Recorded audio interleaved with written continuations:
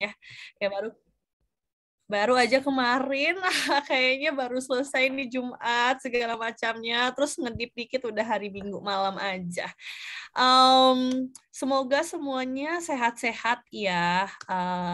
Kalau boleh tahu nih teman-teman, agak ramein dikit, aku pengen tahu, pengen absen dikit. Teman-teman pada lagi di mana nih, lagi orang-orang mana gitu ya, sekarang lagi domisilinya di mana. Mungkin boleh ditaruh di chat gitu ya. Halo Kak, aku dari Serang, dari Banten. Wah, aku di Banten juga nih. Mana tahu kita deket banget. Dari Jakarta, pada Lampung, Palembang, Jakarta ya ada lagi Kak. Dari Aceh. Wah, jauh banget ternyata teman-teman.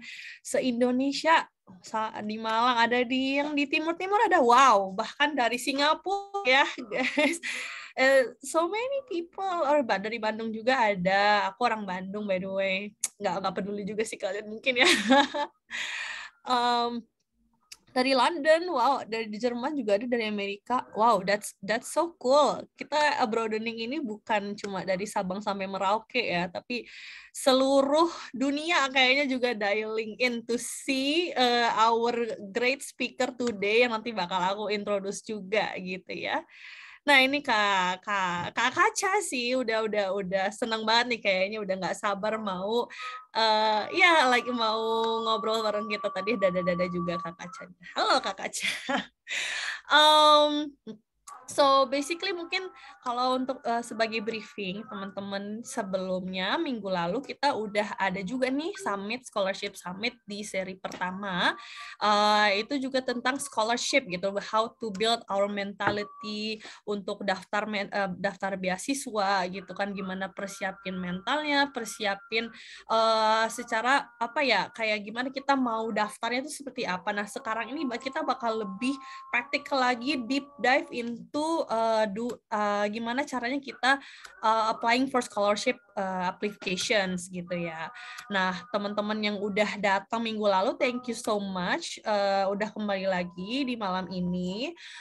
Dan buat teman-teman yang baru datang juga di sesi yang satu ini, terima kasih juga. Semoga nyaman ya dengan acaranya, dan semoga dapat banyak insights juga. Nah, without further ado, sebenarnya kita sebelum masuk ke acara sesi sharingnya, kita mau introduce sedikit tentang Abroadening Indonesia. Mungkin teman-teman di sini belum semuanya tahu tentang Abroadening itu apa gitu ya, baru tahu dari teman-teman, oh ada acara scholarship summit nih gitu. Nah, mungkin aku pengen mempersilahkan dulu orang yang lebih kredibel untuk menjelaskan tentang Abroadening Indonesia. Mari kita sambut Vivian sebagai co-founder dari Abroadening. Silakan Viv. Thank you Lana, thank you for introducing us. Jadi halo everyone, aku senang banget bisa ngelihat banyak banget kalian dari seluruh daerah, bahkan dari negara-negara lain selain Indonesia. Karena ini memang tujuan kita untuk bikin Abroadening juga ya. Kita juga mau menghubungkan banyak sekali anak-anak Indonesia yang memang mau take charge of their education journey gitu ya, yang memang mau mempunyai kontrol bagaimana dan kapan mereka bisa melanjutkan pendidikan jenjang tinggi mereka gitu. Jadi jangan malu-malu ya, kalau misalnya nanti during the webinar mungkin kalian bisa ngomong-ngomong dengan satu sama lain, bisa jawab juga pertanyaannya Kak Kaca, atau even connect-connect di LinkedIn juga gitu ya, supaya kalian juga bisa mendapatkan inspirasi dan bisa mengikuti perjalanan teman-teman kalian juga gitu. Jadi aku Vivian. Jadi aku statusnya sekarang baru aja lulus kuliah last year, tahun lalu. Dulu aku kuliah Biomedical Engineering Master from University College London. Jadi aku sekarang domisilinya di London, dan sekarang aku kerja sebagai engineer di Procter & Gamble Gillette, di P&G Gillette yang bikin razors itu. Nah, jadi aku mau perkenalin sedikit soal Abroadening ya. So let me just share my screen.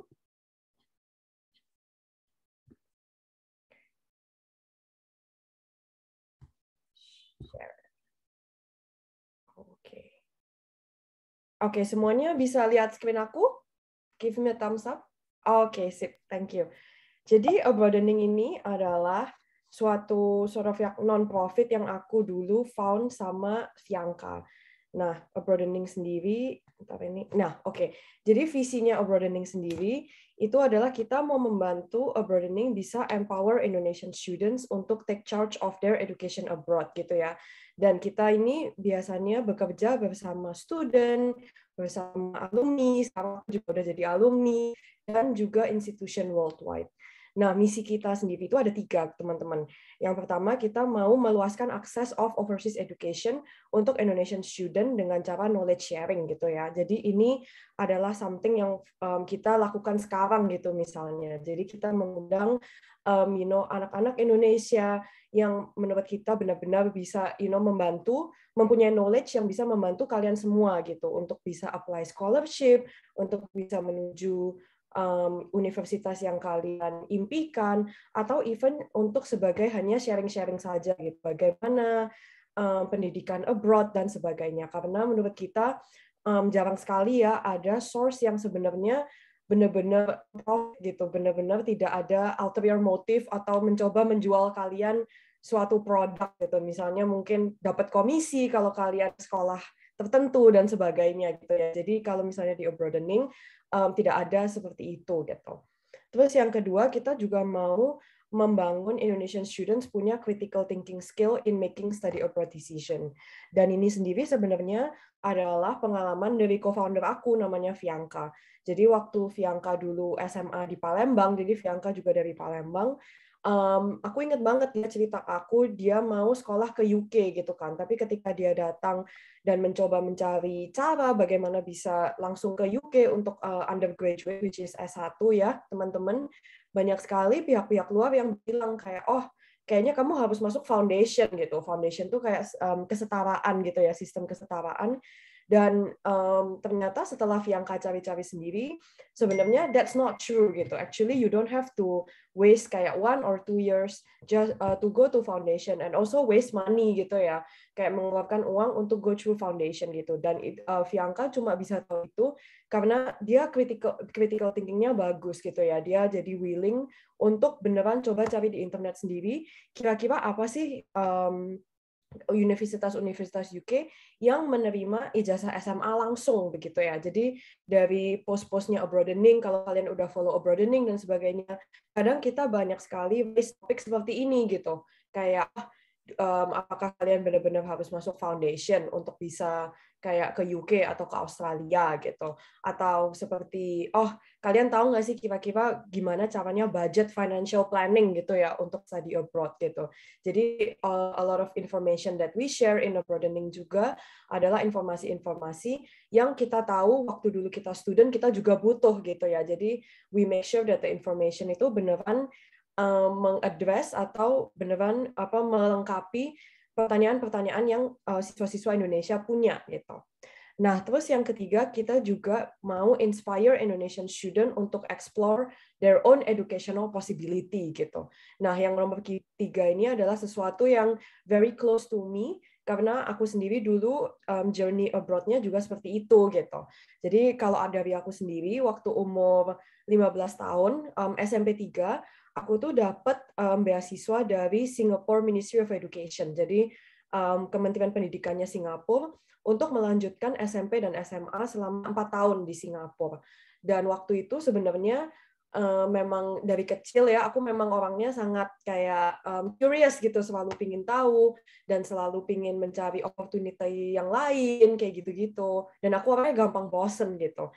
Nah, jadi sebenarnya aku sendiri dulu terbantu dari banyak teman-teman, banyak pihak-pihak yang beneran suka ngomong random things to me gitu. Kayak misalnya, oh kamu tahu nggak sih kayak ada les jahit gitu dulu di Surabaya or something, karena aku memang bosen dan memang of course aku punya privilege ya dari orang tua aku untuk masuk kayak fun lesson seperti itu, aku selalu ikut gitu. Nah, dan waktu itu ceritanya sendiri aku juga terinspirasi dari mentor aku gitu, yang ternyata mentor aku itu berhasil meluluskan beberapa orang untuk langsung beasiswa di Singapura selama 4 tahun tanpa bond gitu ya, tanpa bond meaning aku nggak perlu bayar balik atau aku nggak ada ikatan gitu basically dengan kementeriannya. Nah, dari situ karena dia cuma nyeletuk seperti itu, actually that really drives me and fuel my passion gitu. Dan aku merasa wah aku pingin banget dapat scholarship ini gitu. Nah jadi misi yang ketiga itu sebenarnya lebih abstrak gitu ya teman-teman, bukan kayak menge-share informasi atau mungkin nggak bisa kelihatan kayak apa namanya gunanya secara langsung gitu. Tapi kita juga banyak post misalnya Instagram takeover atau Instagram reel supaya kalian juga bisa tahu gitu dengan konkret gitu ya. Oh, kehidupan siswa Indonesia di Jerman tuh seperti apa gitu. Kalau mungkin kalian ada concern soal agama gitu, mereka sholatnya kapan, atau kalian concern soal rasisme, gimana sih rasisme di suatu kota dan sebagainya. Jadi kadang takeover-nya juga can get a little bit deeper gitu ya, karena of course kita understand kalau misalnya move abroad itu juga bukan masalah akademik gitu ya, tapi juga masalah apa kalian bisa beradaptasi dengan kehidupan dan value-value orang di sini gitu. Nah, jadi itu adalah 3 misi dan sort of 3 offering yang Abroadening punya gitu ya. Nah, so who are we? Jadi aku grateful banget. Aku dulu start Abroadening sama Fianca actually just last year, cuma 2 of us during summer holiday gitu ya. Dan sekarang kita udah grow into 20 people who are really passionate about education. They all join on volunteering basis. Dan sekarang kita ada across 6 countries our member, as you can see in the flag gitu ya. Jadi kita juga mau make sure that representation really matter supaya kita bisa memberikan perspektif yang akurat gitu ya. Jadi bukan hanya UK centric atau Europe centric juga. Dan our team juga study in a lot of different university gitu. Jadi ada UCL, which is my alma mater, Cambridge juga alma maternya Fianca. Kita juga ada berbagai universitas dari Jerman, habis itu dari Jepang juga ada, dari Australia juga ada, dan sebagainya. Even dari Indonesia juga ada. Nah, jadi there is so much information out there about studying abroad, as I said. Tapi dari mana kita bisa start gitu ya, dan siapa yang kita bisa percaya gitu. Nah, jadi di sini Abroadening really offer you information dari basicnya sampai difficult talk gitu. Jadi kita dulu coba kupas kayak kalau kalian punya ijazah SMA itu kalian bisa kemana gitu. Atau kalau ada beasiswa hampir 200 juta itu gimana bisa dapatnya. Kita juga share cerita-cerita banyak anak Indonesia lewat our offering Friday feature gitu ya, supaya kalian bisa tahu kira-kira orang Indonesia di abroad tuh seperti apa aktivitasnya dan interestnya gitu. Dan of course if you have any question you can always reach out either to us or either to them directly. Nah, kita juga ada podcast namanya 15 menitan. Jadi podcast 15 menitan ini semacam podcast yang bisa ini ya membolehkan kalian untuk deep dive lagi gitu. Karena ini biasanya kita tanya hard hitting question karena kita punya more time untuk have discussion and conversation gitu ya. Kira-kira sesusah apa sih mereka tuh bisa masuk kayak universitas-universitas di luar negeri gitu, dan apa saja challenges yang harus mereka overcome gitu ya supaya mereka bisa ke stage seperti itu gitu. Karena banyak menurut aku banyak banget orang Indonesia atau siswa Indonesia yang mau ke abroad gitu, tapi sebenarnya banyak banget ya sacrifice yang kalian harus lakukan gitu, being away from parents, being away from home. Jadi supaya bisa lebih ekspektasinya juga bisa lebih realistis gitu ya ketika kalian merencanakan study abroad plan kalian gitu. Nah, kita juga show up in universities, kita pernah diundang ngomong di UGM, di Business School Simpruk, di SMA Sin Louis untuk dari kalian yang dari Surabaya, dan kita juga banyak partner-partner untuk membantu kita bisa menyebarkan konten-konten kita lebih luas lagi gitu. Nah, jadi kita punya team of researcher dan kontributor. Kalau ada kalian dari sini yang udah study abroad memang untuk S1 dan willing to contribute to us, be it dengan share your insight atau be part of our team, please hit us up, let us know ya. Ada Efsin, ada Rana juga, so kalian bisa DM mereka habis ini lewat webinar mungkin ya.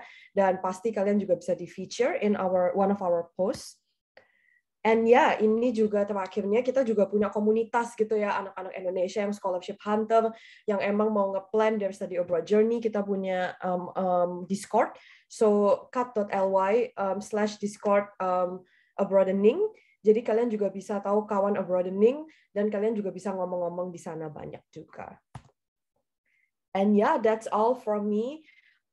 Selanjutnya aku serahin ke tim Broadening dan Kak Amirah Kaca. Thank you banget Kak Kaca untuk datang ke webinar kali ini. Dari aku dan Fianka, we are really grateful for your support and I'm looking forward to listen to your webinar as well. Okay, thank you so much, Viv. I think it's a very comprehensive explanation about a broadening. Ya teman-teman account abroad, kalau misalnya mau ikut komunitas kita, silakan join di Discord kita, di WA group kita, dan juga follow Instagram abroadening.id. Nah, mungkin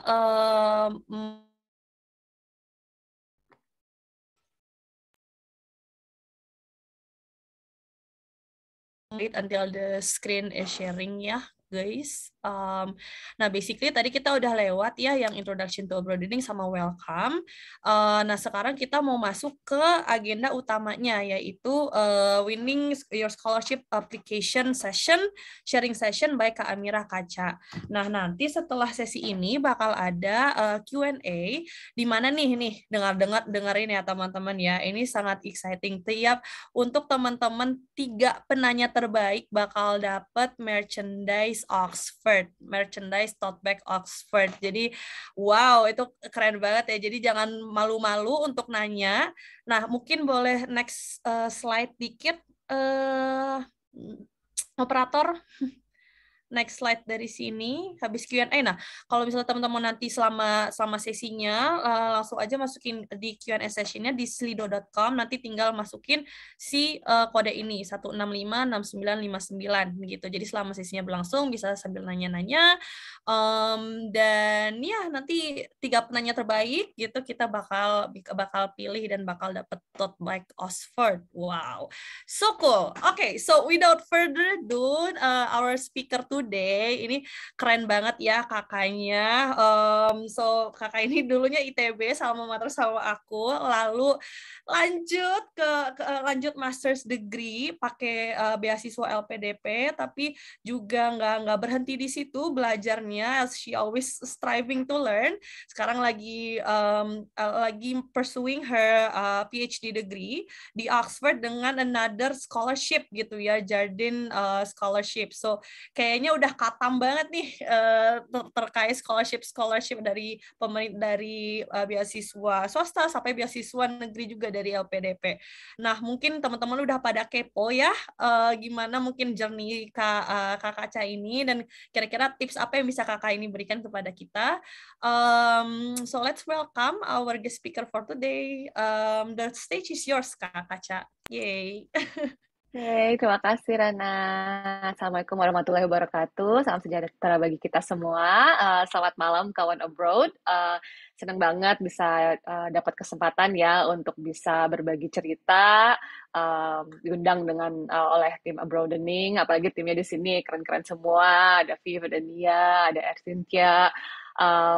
What an honor, dan aku dengar katanya teman-teman peserta di sini juga nggak kalah kerennya, semangat, antusias. Jadi nanti di beberapa kesempatan aku juga mau ngundang beberapa teman-teman untuk ngerjain exercise bareng ya. Jadi aku mendengar Viv tadi benar-benar mendukung juga ya misi dan mimpi dari Abroad.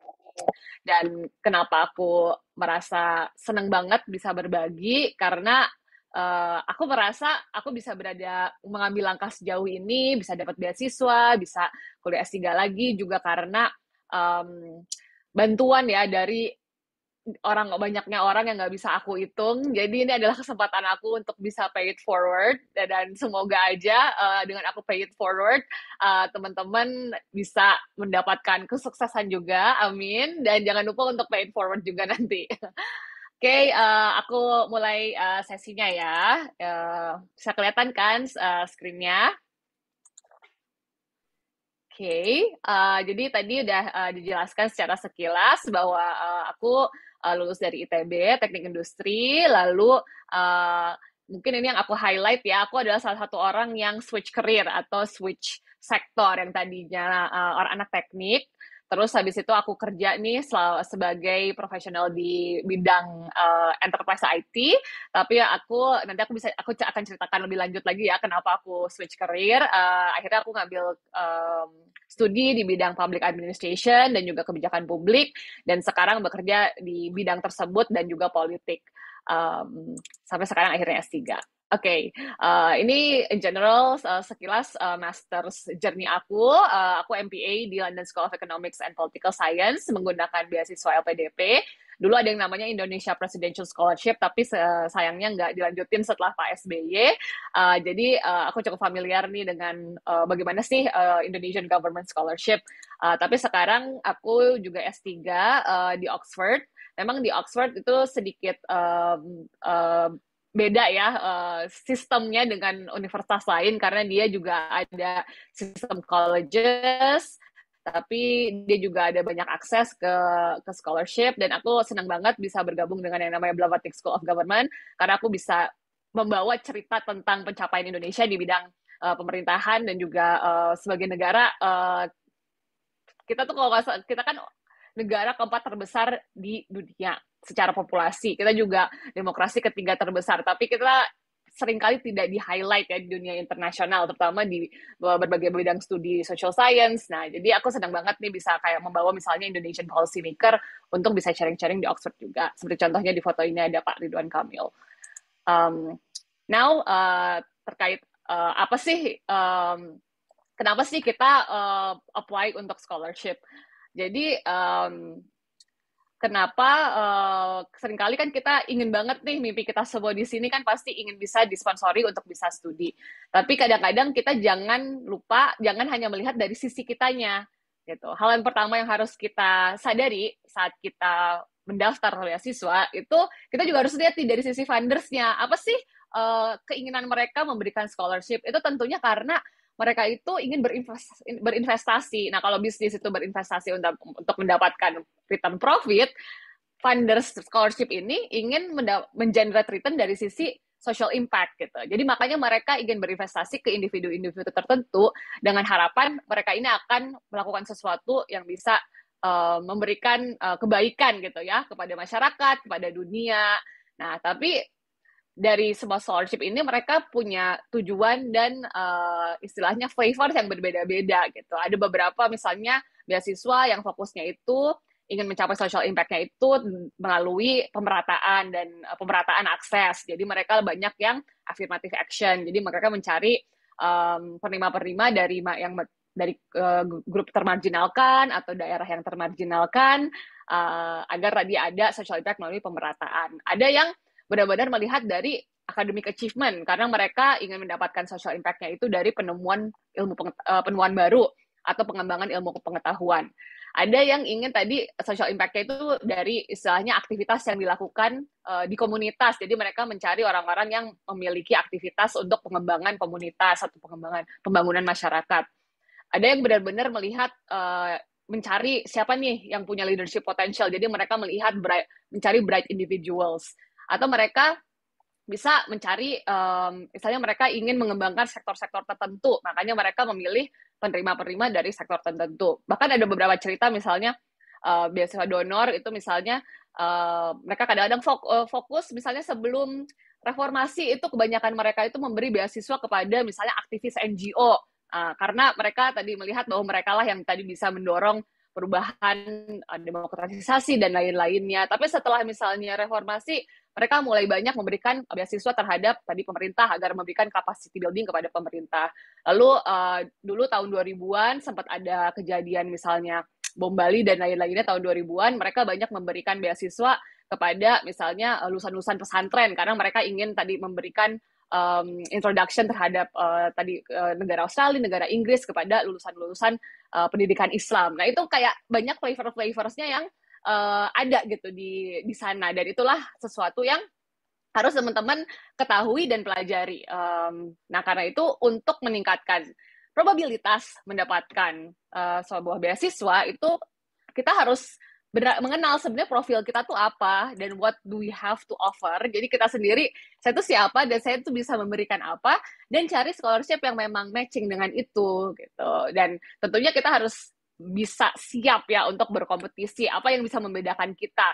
Karena bagaimanapun juga kalau misalnya bahkan kita merasa kayak saya ingin mengubah dunia, dia juga ingin mengubah dunia. Tapi kalau misalnya beasiswa cuma satu, siapa nih kira-kira yang harus diprioritaskan gitu. Jadi bagaimana saya bisa menjadi aset baik untuk universitas, baik untuk tadi negara, kalau misalnya pemerintah yang memberikan beasiswa, lalu atau terhadap funder atau dari donor yang memberikan beasiswa gitu. Bagaimana kita bisa menjadi aset, gimana kita bisa membanggakan mereka gitu. Nah, ada berbagai macam ya tipe beasiswa tentunya, ada yang parsial, ada yang full, dan ada berbagai macam sumber-sumbernya. Nah, ini saya yang seingat saya aja, tentunya untuk yang paling update itu database-nya tentu saja teman-teman Abroad Learning lebih update. Jadi biasanya tipe fundernya seperti apa juga tadi ya, akan ada flavors yang berbeda terkait dengan siapa yang mau mereka kasih. Nah, jadi itu yang teman-teman harus aware dan harus pelajari. Nah, ini beberapa tips-tips ya tentunya gimana sih cara mencari informasi beasiswa. Yang tentunya pertama kita harus benar-benar keep updated ya dengan info yang ada. Untungnya dengan adanya info portal information seperti Abroadening, lalu ada juga sosial media dari tadi ya lembaga-lembaga pemberi beasiswa juga udah punya sosial media, punya mailing list, dan itulah yang harus teman-teman jangan sampai kelewatan. Biasanya kalau kita udah tahu tahun lalu sebelumnya itu, biasanya bulan-bulan segini, kita harus sudah mulai siap misalnya beberapa bulan sebelumnya. Nah, setelah itu, tentu saja teman-teman harus mempelajari sebenarnya requirement dari beasiswa itu apa sih, tapi nggak cuma tadi ya, ini deadline-nya kapan, dan tanggalnya berapa, lalu apa aja yang harus dikumpulkan, tapi juga pelajari sebenarnya latar belakang, visi, dan misi dari organisasi tersebut itu seperti apa. Terus tujuan dari beasiswanya itu apa. Nah, sesuai dengan tadi, apa sih flavor-nya dari beasiswa ini, lalu juga tuh riset, kepo-kepoin ya siapa aja sih awardee mereka di tahun-tahun lalu, area studinya apa, track record orang-orang yang sudah mendapatkannya itu gimana, punya pengalaman kerja atau enggak, pencapaian mereka apa aja, baru requirement dokumen-dokumennya apa. Nah, setelah itu juga conduct juga assessment, lihat apakah kira-kira ini dari yang apa yang kita ketahui dari mempelajari semua ini, kita udah fit the profile belum sih? Dan apa sih yang bisa kita kembangkan dari kita agar kita bisa lebih kompetitif. Nah, nanti aku akan kasih beberapa framework ya untuk bisa menganalisis ini juga. Dan untuk kita mengembangkan diri ke depannya, itu apa yang bisa kita lakukan. Lalu selanjutnya adalah tadi, mencari mentor ya, baik itu formal maupun informal. Dan paling bagus itu kalau misalnya kita udah tahu beasiswa mana yang kira-kira fit our profile, itu kita bisa cari awardees dari tahun lalu. Nah, banyak organisasi yang bisa nge-matching kamu dengan mentor tentunya. Yang ini baru yang aku tahu, Indonesia Global. Aku di Women Works juga yang untuk women mentorship. Terus mungkin Abroadening juga kalau ada program mentorship bisa juga dicek. Nah, tapi yang paling penting nih, ini adalah kesalahan terbesar kalau orang itu mau menghubungi nih orang untuk minta bantuan.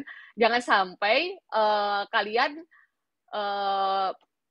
menghubungi hanya untuk mencari hal-hal yang basic. Jadi kadang-kadang saya suka ada DM yang kayak, Kak gimana sih cara daftar LPDP?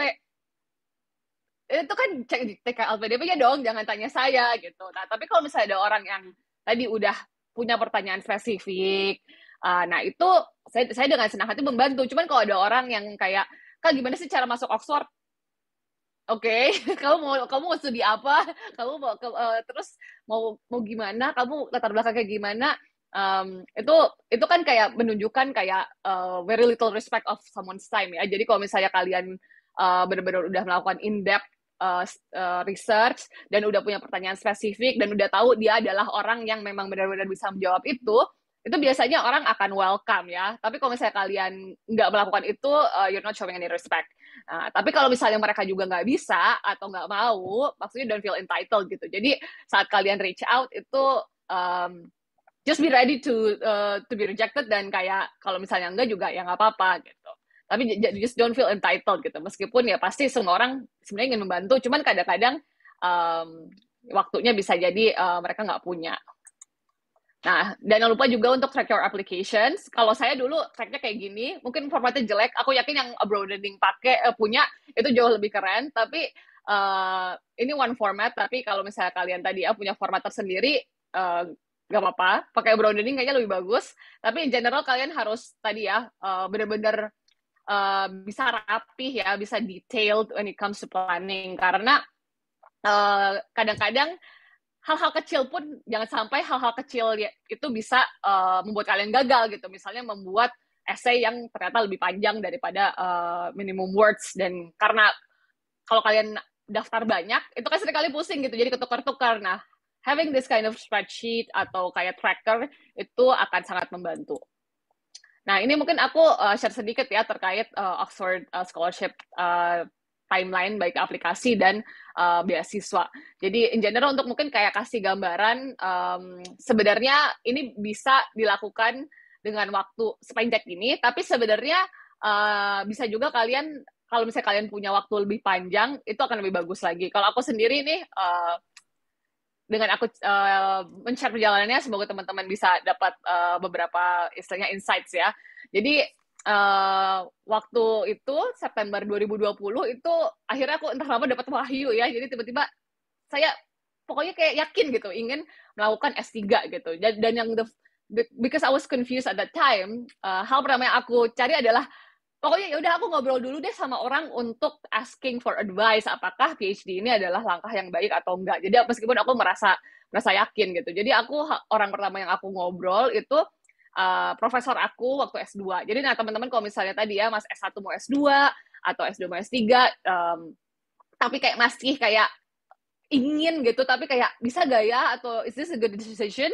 Just talk to someone gitu. Jadi aku juga ngehubungin teman-teman aku yang lagi S3 atau sudah S3 dan kayak tanya, kira-kira dengan profil aku kayak gini, PhD itu worth the investment gak ya? Dan kira-kira dengan profil aku kayak gini, bakal diterima gak ya? Gitu. Dan akhirnya itu hal yang pertama aku ambil gitu. Jadi kalau teman-teman di sini masih ada kayak, ingin S2 gak ya? Iya gak ya? Atau ingin S3 gak ya? Just find someone to talk to yang kalian bisa percaya dan tadi kenal kalian untuk bisa tadi berbagi cerita. Nah, tapi setelah aku ngobrol-ngobrol itu dan mendapatkan semacam kayak encouragement kalau iya kamu bisa kok, dan itu kayaknya bagus deh untuk istilahnya karir kamu ke depannya.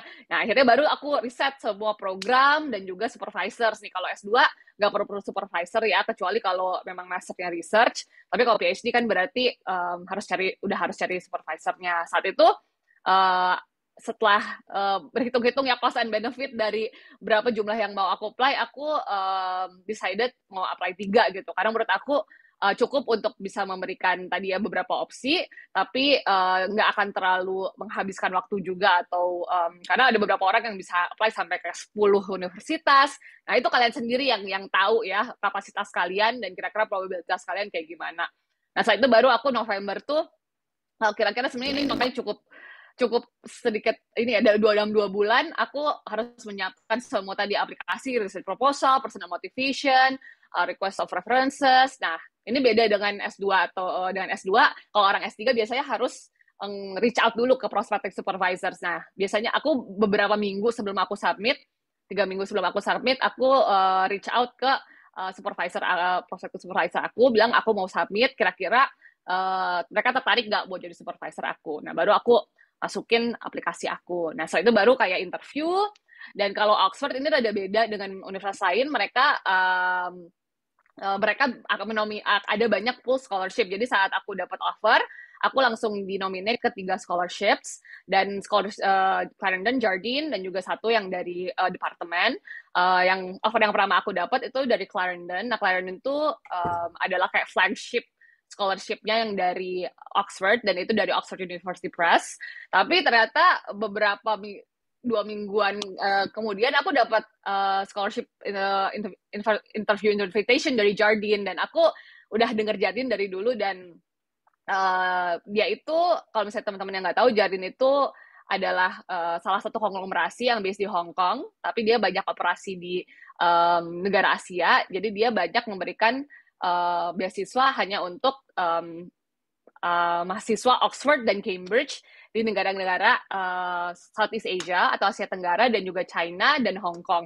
Nah, karena aku udah tahu nih beberapa profil alumni Jardine yang keren-keren, aku ngerasa kayaknya ini ke scholarship keren banget gitu. Dan akhirnya aku interview lagi dan dapat offer. Dan saat itu aku jadi dapat apa ya istilahnya kayak a good problem ya, karena ada opsi 2 scholarship. Jadi sebenarnya bagi teman-teman ini juga pelajaran juga ya. Kayak sebenarnya meskipun kita ngerasanya nih kayak kita yang nyari-nyari scholarship, we're fighting for the scholarship, the truth is scholarship funders juga sebenarnya itu adalah they're fighting for you too gitu. Karena kalau misalnya karena mereka juga seperti nyari kerja ya, kayak kita fighting for the job, tapi sebenarnya employers juga fighting each other untuk dapat the best candidates gitu. Jadi jangan, kalau kalian ingat-ingat lagi kayak be so good that funders fight for you gitu, karena that's possible gitu. Dan akhirnya aku memilih untuk Jardine dan saya itu dapat unconditional offer dan mulai di University of Oxford di Oktober tahun lalu. Jadi apa sih kuncinya? Nah, aku tahu kalian semua udah bicara tentang storytelling kemarin. Nah, tapi aku mau emphasize lagi ya. Jadi naratif itu adalah sebenarnya kayak the first step that you have to be sure saat kalian mau S2 atau S3. Kenapa? Karena kalau kamu juga nggak punya naratif yang kuat tentang kayak sebenarnya tuh kalian mau kemana sih dengan S2 ini, itu sebenarnya susah juga tuh untuk kalian menulis, mengconvince orang lain gitu. Kalau if you're not even convinced with your own story gitu ya, kalian juga gak akan bisa mengconvince orang lain gitu. Nah, jadi naratif itu tadi untuk memotivasi kalian dan juga membuat orang lain tuh paham gitu. Sebenarnya kalau kalian diberikan kesempatan ini, kalian itu mau kemana gitu. Nah, ini kira-kira aku mau kasih contoh aja ya, kalau buat aku naratifnya seperti apa. Mungkin beberapa teman-teman kayak bingung gitu, kenapa seorang teknik industri yang kerja di enterprise IT, dulu aku tuh ngurusin server sama storage di IBM gitu, terus tiba-tiba kenapa sih masuk kebijakan publik dan politik. Nah, itu waktu itu yang aku ceritakan ya, jadi aku sebenarnya tuh senang dengan kerjaan aku di IBM. Cuman aku tahu aku itu gak ada passion terkait teknologi aspek dari server sama storage data center ini gitu. Dan yang aku senang saat itu adalah, kalau misalnya aku ngebantu klien, terus dengan istilahnya solusi teknologi, aku bisa membuat mereka punya operasi dan pelayanan yang lebih bagus. Dan aku lebih senang lagi kalau misalnya klien-klien itu adalah klien-klien sektor publik gitu. Dan akhirnya aku mencoba ikut beberapa proyek yang terkait tadi reformasi birokrasi, dan aku senang banget nih ternyata systemic thinking yang aku dapatkan dari teknik industri dan dari kerja di IBM itu applicable nih untuk melakukan transformasi sektor publik gitu. Nah, makanya waktu itu aku saat LPDP aku bilang kayak aku udah punya background di consultative selling, di bidang teknologi, dan teknik industri juga. Cuman kalau misalnya aku mau menggunakan tadi ya, pengalaman yang udah aku miliki untuk bisa membantu mentransformasi sektor publik, aku butuh mempelajari kebijakan publik itu sendiri. Nah, karena itu aku butuh Master of Public Administration agar aku bisa pivot dari enterprise IT jadi kekerjaan reformasi birokrasi dan tata kelola pemerintahan. Nah, karena itu aku ngambil MPA. Nah, itu yang akhirnya narasi yang aku berikan gitu.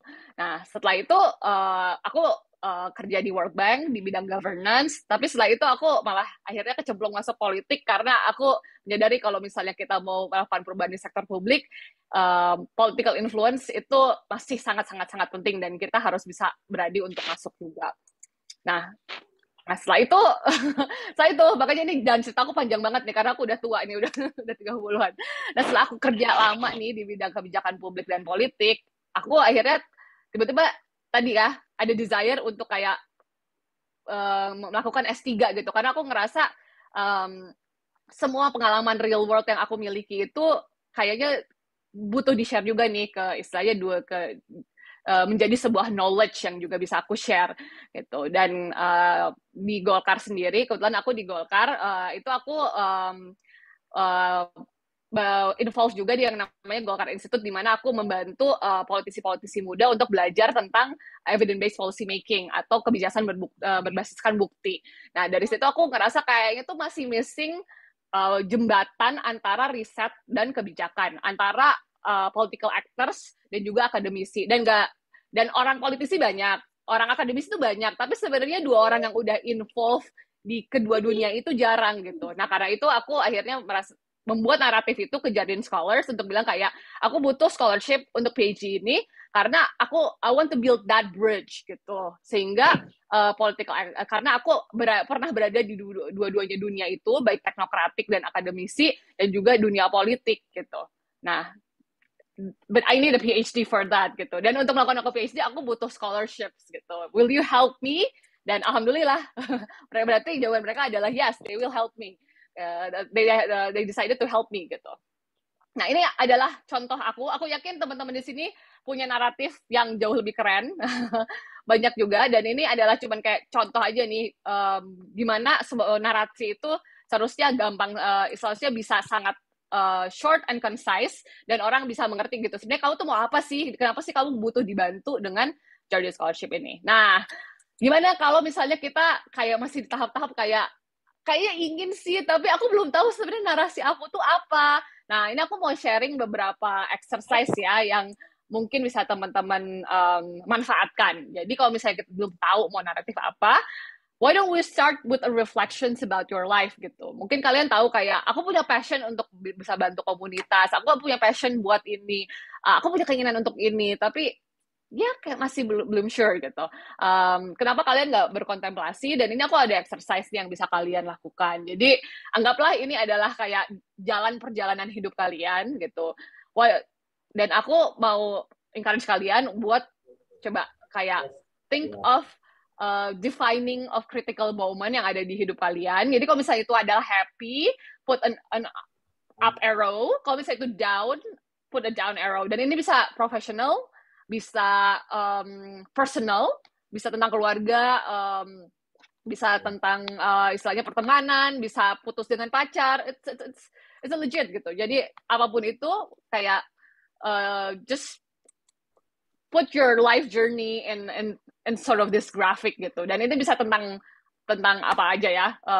Istilahnya kalian yang tahu momen-momen yang ada di hidup kalian yang matter buat kalian gitu. Misalnya apakah lulus kuliah, atau misalnya tadi kalian gagal apa, misalnya cari kerja susah tapi terus habis itu memulai bisnis tapi ada failed project, terus tiba-tiba kepilih jadi ketua organisasi, tapi terus misalnya mencoba menjadi misalnya calon legislatif tapi kalah. Nah, ini semua kan kayak momen-momen yang menurut kita penting di hidup kita. Nah, tapi setelah itu jangan hanya menuliskan. Setelah kalian menuliskan nih dan mengidentifikasi high and low moment, coba analyze gitu. Sebenarnya apa sih yang terjadi gitu. Lalu sebenarnya apa sih, ada pola atau patterns apa yang bisa tadi menunjukkan kekuatan dan kelemahan kalian, nilai-nilai kalian yang menurut kalian penting, motivasi kalian apa, purpose of life kalian itu apa gitu. Nah, sebenarnya setelah melakukan ini exercise yang similar, aku sendiri kayak merasa salah satu tadi ya, values and motivation aku tuh tadi benar-benar contribution to society, public service, dan kayak making a change gitu. Nah, bagaimana kalian describe tadi your motivation dan purpose of life sehingga kalian bisa mendefinisikan what your next step is gitu. Nah, itulah. Jadi ini beberapa pertanyaan ya yang bisa kalian tadi tanyakan ke diri kalian, dan kalian istilahnya brainstorm aja gitu. Nah, semoga dengan kalian merefleksikan itu, kalian bisa figure out something. Jadi salah satu contoh yang dari aku melakukan ini, itu waktu aku mau apply S2, itu aku bingung nih antara aku mau MBA, karena kan aku udah di enterprise IT ya, dan semua teman-teman aku tuh banyak banget yang ngambil MBA, atau aku mau ngambil public policy gitu. Itu kayak shift career gitu. Nah, aku sempet kayak yaudah coba dua-duanya aja deh, ngambil GMAT juga dan lain-lainnya. But after doing this gitu, I was really sure kayak I want to do public policy gitu, karena it will lead me untuk mengerjakan kerjaan yang lebih cocok dengan values dan tujuan yang aku ingin lakukan di hidup ini gitu. Dan benar aku sempat kayak iseng-iseng tetap ngerjain apply ke beberapa MBA program, kayak one or two top MBA program, and I didn't make it gitu, karena I wasn't even convinced with my story, dan karena itu sebenarnya bukan yang aku mau juga gitu. Jadi kalau kalian coba ya istilahnya melakukan tadi refleksi ini, mungkin kalian akhirnya bisa tadi menemukan tadi ya jalan kalian juga gitu. Karena dengan merefleksikan hal seperti ini, aku jadi yakin gitu kayak, oh, do I want to do MPPs or MBAs? Dan ternyata ya emang values dan keinginan aku tuh ke public policy gitu, bukan MBAs. Nah, gitu. Itu salah satu contoh ya, dengan melakukan refleksi, kamu bisa mendapatkan clarity terhadap apa yang ya kita inginkan gitu. Lalu yang kedua, ini ada yang namanya konsep public narrative ya. Jadi mungkin ini framework ini bisa di-download ya, ada beberapa worksheet di sini. Nanti kalian bisa gabungan juga ya dengan apa yang udah kalian pelajari dari storytelling. Nah, tadi kalau misalnya kalian udah tahu nih sebenarnya purpose kalian tuh apa, nah, berarti kalian harus menuliskan itu dalam suatu narasi. Dan narasi itu apa sih? Ini tuh kalian tuh sebagai karakter di sebuah cerita. Ini ada kalian sebagai karakter, gitu ya. Kalian itu punya mimpi besar gitu. Apa sih yang mau kalian lakukan? Kalau misalnya mimpi besar aku sih tadi mentransformasi institusi publik di Indonesia gitu, baik itu pemerintahan, institusi politik. Nah, tapi aku ada challenge aku tuh apa gitu. Dan aku ada pilihan yang aku harus ambil. Dan untuk pilihan itu, kenapa harus S2, S3, dan kenapa harus disupport oleh scholarship gitu. Jadi scholarship itu harus menjadi bagian dari cerita kalian gitu. Nah, jadi kalau misalnya kalian udah tahu nih tujuan kalian apa, tadi exercise yang tadi itu kurang lebih untuk tadi ya mendapatkan clarity sebenarnya kalian mau mencapai apa. Nah, kalau kalian udah tahu nih mau mencapai apa, kalian tuh menghadapi suatu obstacle gitu. Dan seharusnya nih kalau kalian apply for scholarship, that obstacle itu bisa kalian coba lalui kalau kalian bisa mendapatkan scholarship itu gitu. So make it a story, oke? Okay? Nah, untuk selanjutnya nanti kita bisa diskusi lebih lanjut dan bisa dibaca lebih lanjut juga ya di worksheet ini gitu. Nah, intinya public narrative juga ada 3 komponen, yaitu tadi story of self, story of now, and story of us. I will go this like really briefly. The first one itu adalah kayak kalau kalian tadi udah menemukan suatu masalah yang ingin kalian solve atau yang menjadi misi hidup kalian gitu. Kalau misalnya aku tadi mentransformasi institusi publik di Indonesia dan institusi politik di Indonesia gitu, kayak why is it important? Kenapa itu penting dan kenapa orang lain harus peduli dengan masalah tersebut gitu. Nah, kalian bisa tadi kalian ingin istilahnya mengadvokasi tentang isu perubahan iklim, kalian mau mengembangkan energi terbarukan, kalian mau mengembangkan microfinance di Indonesia gitu. Why should people care? And who should care gitu. Lalu yang kedua, nah, how would you solve that gitu. Nah, bagaimana kamu tadi mau mentransformasi institusi publik? Bagaimana kalian mau mempromosikan microfinance? Bagaimana kalian mau mengadvokasi climate change? Bagaimana kalian mau istilahnya meningkatkan literasi finansial gitu. Kayak how do you want to solve that problem gitu. Dan kenapa tadi S2, S3 atau scholarship itu menjadi bagian dari how you want to solve the problem. And the last one is kayak why you gitu. Kenapa kalian orang yang terpanggil untuk melakukan misi ini, dan dibandingkan orang lain yang mau melakukan misi yang sama, kenapa kalian yang adalah orang yang tepat gitu untuk melakukan misi ini. Nah, itu kira-kira komponen dari cerita yang harus ada di tadi scholarship application kalian, school application kalian, atau in general something that you keep untuk mengingatkan kalian untuk terus tadi menjalani misi ini gitu. Dan ingat ya, kayak scholarship itu is just a part of your mission gitu. It's not the end goal sebenarnya. Itu adalah sesuatu yang akan membuat kalian mencapai sesuatu. Nah, mencapai apanya ini adalah sesuatu yang kalian juga harus udah punya keyakinan.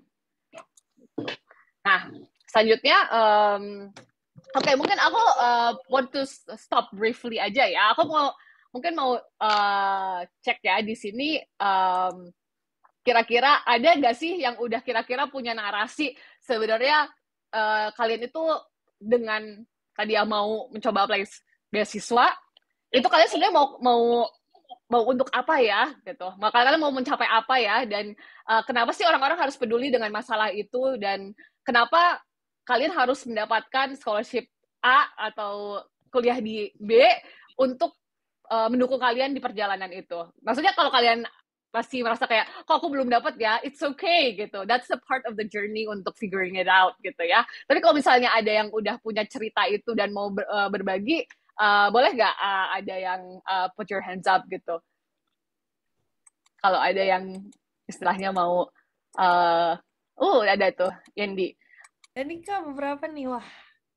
Oke deh, kita dua dulu ya. Yendi sama Maria mungkin kayak, maksudnya, but make it like really really brief ya, kayak 2 menit gitu, biar nggak terlalu lama, biar nanti kita masih ada waktu juga untuk menyelesaikan presentasi dan juga tanya jawab. Oke, mungkin boleh di unmute untuk Yendi dan Maria buat sharing. Kalau kalian sebenarnya narasi kalian apa sih gitu?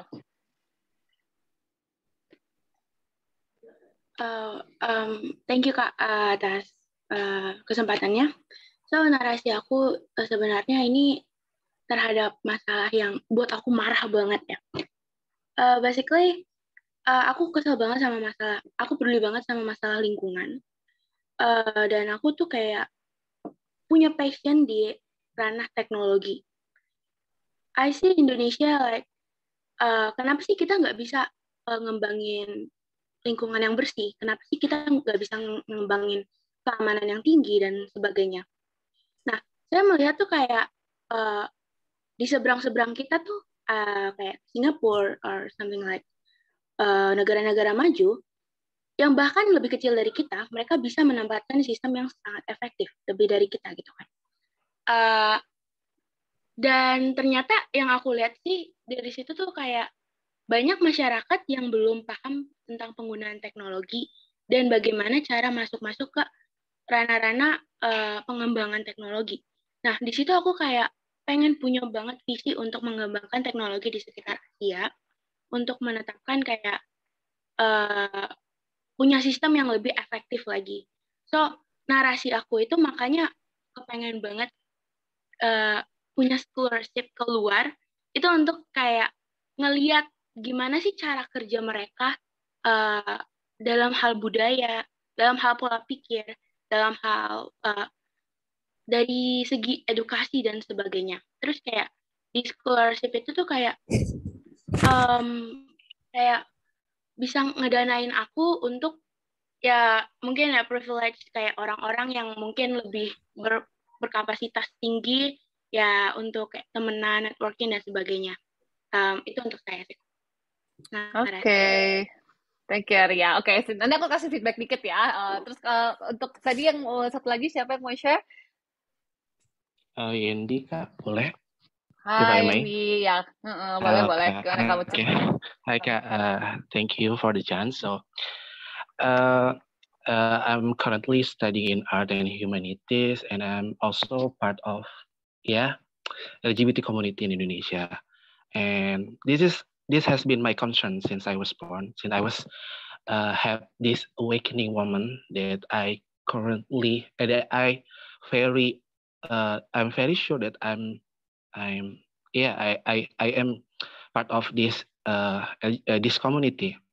And if you maybe you also follow the this current situation in Indonesia where Menko Polhukam want to memasukkan RUU KUHP that want to criminalize people who consider as an LGBT. And my narasi saya, I was born with this, and I feel comfortable enough to become 100% myself. And I found a safe place in literature, especially in Harry Potter. And I also found some of my best ally from Harry Potter community in my hometown. So I was able to to tell the honest version of myself, and that's why I was very motivated to learn about English and the English literature, and because Harry Potter was originated from UK, so I think saya udah bisa menemukan benang merahnya di situ sih Kak, dari since I found sebuah tempat yang safe buat saya, dan aku pengen I want to produce literature with cita rasa lokal but also LGBT friendly, that educate people that people like us is also human gitu.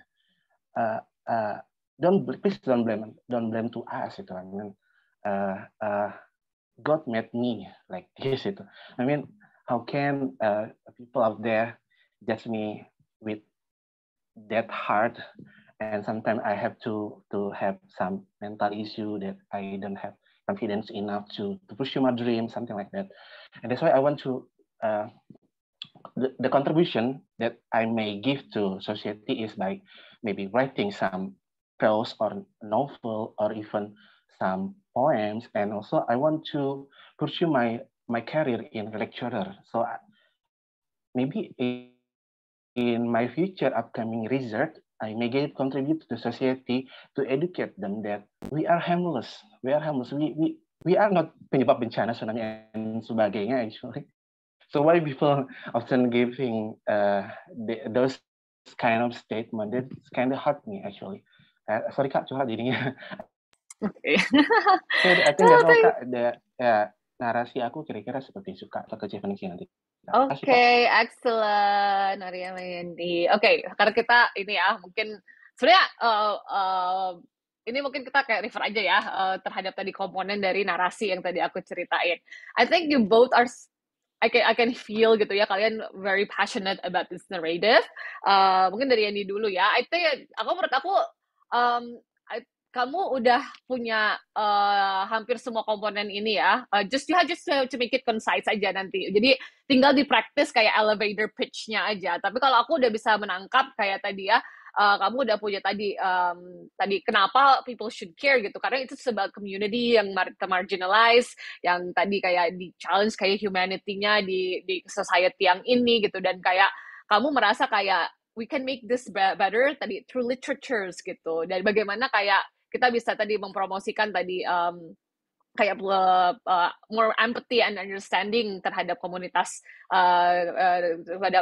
tersebut melalui literatures. Dan kamu juga tadi ada alasan kuat kayak kenapa kamu punya story of self itu, karena kayak you're a part of that gitu, dan and you feel it, dan kamu bahkan tadi merasakan manfaat literature sebagai tadi refuge di saat tadi kamu menghadapi tantangan-tantangan di Indonesia ini gitu, dan menghadapi tadi masyarakat yang tadi belum sepenuhnya menerima gitu. I think what you can do is kayak tadi ya, tinggal kayak mungkin kayak develop an elevator pitch yang membuat kamu bisa menceritakan itu in a kayak short 2 minutes gitu. Tapi kalau menurut aku kayak kamu punya the narratives gitu. Dan for Maria, I mean, you have like really strong passion. I can feel it in your voice. Tapi yang perlu kamu tambahkan ke narasi kamu tadi, you still need some precising gitu. Tadi saat kamu misalnya tadi menyampaikan tadi masalah environment itu kayak itu masih terlalu broad ya, kayak dan saat kamu mention technology, nah itu juga kayak kamu butuh precising gitu. Apa masalah environment yang tadi mau kamu solve gitu? Apakah tadi apakah masalah teknologi tadi untuk membersihkan sungai Ciliwung yang terpolusikan, ataukah kamu tadi terkait pengolahan limbah kayak solid waste? Apakah tadi water purification, atau kayak kamu mau mempelajari tadi interactions of tech society dan environment, tapi dalam scope apa? Nah, I think that passion you just need kayak a precising terhadap itu gitu. Jadi kayak what environment issue, what tech issue, dan satu lagi, kamu tadi masih belum terlalu istilahnya menyentuh kayak story of self gitu. Kenapa harus kamu gitu? Jadi kalau misalnya tadi kamu mau bilang kayak karena kamu tadi seorang environmental engineer gitu, atau misalnya kamu engineer dari bidang lain, tapi kamu mau memanfaatkan itu untuk environment gitu. Jadi menurut aku it's okay, it's a process ya untuk kayak refining dan precising narasi kamu itu sendiri. Okay, but it's really good. It's what you share is really really good. Just make it more precise sehingga kamu bisa lebih complete. Dan orang bisa lebih kayak terbayang gitu. Kalau misalnya environment issue apa, teknologi apa, dan peran kamu terkait teknologi dan environmental issue apa, dan kenapa kamu gitu, apa peran yang istilahnya kiprah yang sudah kamu lakukan terkait isu environment tersebut, atau pengalaman kamu yang bisa mendukung kamu untuk solving that problem. Oke? Oke, semoga membantu ya. Semoga nanti kamu kalau misalnya udah precise bisa sharing-sharing juga ke kita lagi terkait narasi itu. Oke, seharusnya aku tetap sharing lagi. Thank you sekali lagi kepada teman-teman yang udah share. Oke, nah tadi ya kalau misalnya kalian tadi udah punya narasi, udah tahu mau kemana. Nah, the next thing you do is ini sebenarnya aku mau kasih kayak framework ya untuk tadi ya, untuk membuat kayak rencana pengembangan diri. Baik tadi ya, pengembangan diri untuk kamu mencapai tujuan kamu secara general, yang tadi untuk mencapai misi kamu, tapi bisa juga kamu menggunakan framework ini untuk tadi mengakses kesiapan kamu untuk bisa kompetitif mendapatkan beasiswa tersebut gitu. Nah, hal-hal yang tadi ya, kalau kamu mau mencapai suatu tujuan, itu kan kamu pasti butuh modal, gitu. Tapi seringkali kita lupa kayak, modal itu tuh ada banyak loh, nggak cuman modal yang namanya uang, gitu. Nah, ada 4 modal. Yang pertama, yang kita tahu, tentu aja cash and commodities ya, atau economic capital. Itu tadi uang yang kamu miliki, logistik, wealth and income, tapi ada juga modal-modal lain. Yang modal kedua yang paling terkenal, yang orang-orang selalu bicarakan, itu human capital atau modal manusia. Itu adalah competence atau kompetensi kamu. Itu pendidikan kamu, expertise kamu, keahlian kamu, terus pengalaman kamu, baik pengalaman kerja, maupun yang informal, maupun formal. Gitu. Yang ketiga, capital yang gak kalah pentingnya lagi, itu adalah social capital atau modal sosial. Jadi, siapa orang yang kalian kenal, siapa orang yang kalian percaya dan percaya kalian, orang yang istilahnya bisa membantu kalian. Nah, ini adalah modal sosial. Dan yang terakhir adalah character atau cultural capital. Ini adalah kayak the values that you have gitu. Atau misalnya the characters that you have, your leaderships gitu. This is all capitals. Dan sebenarnya jenis-jenis capital ini tentunya bisa diubah dari satu format ke format lainnya gitu. Kalau misalnya tadi kita punya uang, kita bisa ngambil kursus, kita bisa meningkatkan human capital kita. Atau kita meningkatkan human capital kita bisa mendapatkan pekerjaan yang lebih bagus, kita bisa lebih dapat banyak cash capital. Atau tadi kita bisa dengan kita tadi meningkatkan human capital, kita bisa mengexpand social capital kita. Social capital kita membuat kita misalnya bisa dapat kesempatan proyek dan lain-lainnya, itu mendapatkan cash capital kita. In other ways, kalau misalnya tadi kita mau bikin acara networking atau kita bikin acara misalnya naktir teman-teman, itu kita meningkatkan social capital kita, more or less gitu ya. Jadi all this capital is really fluid dan setiap format itu akan bisa membuat kita tadi mengembangkan diri kita.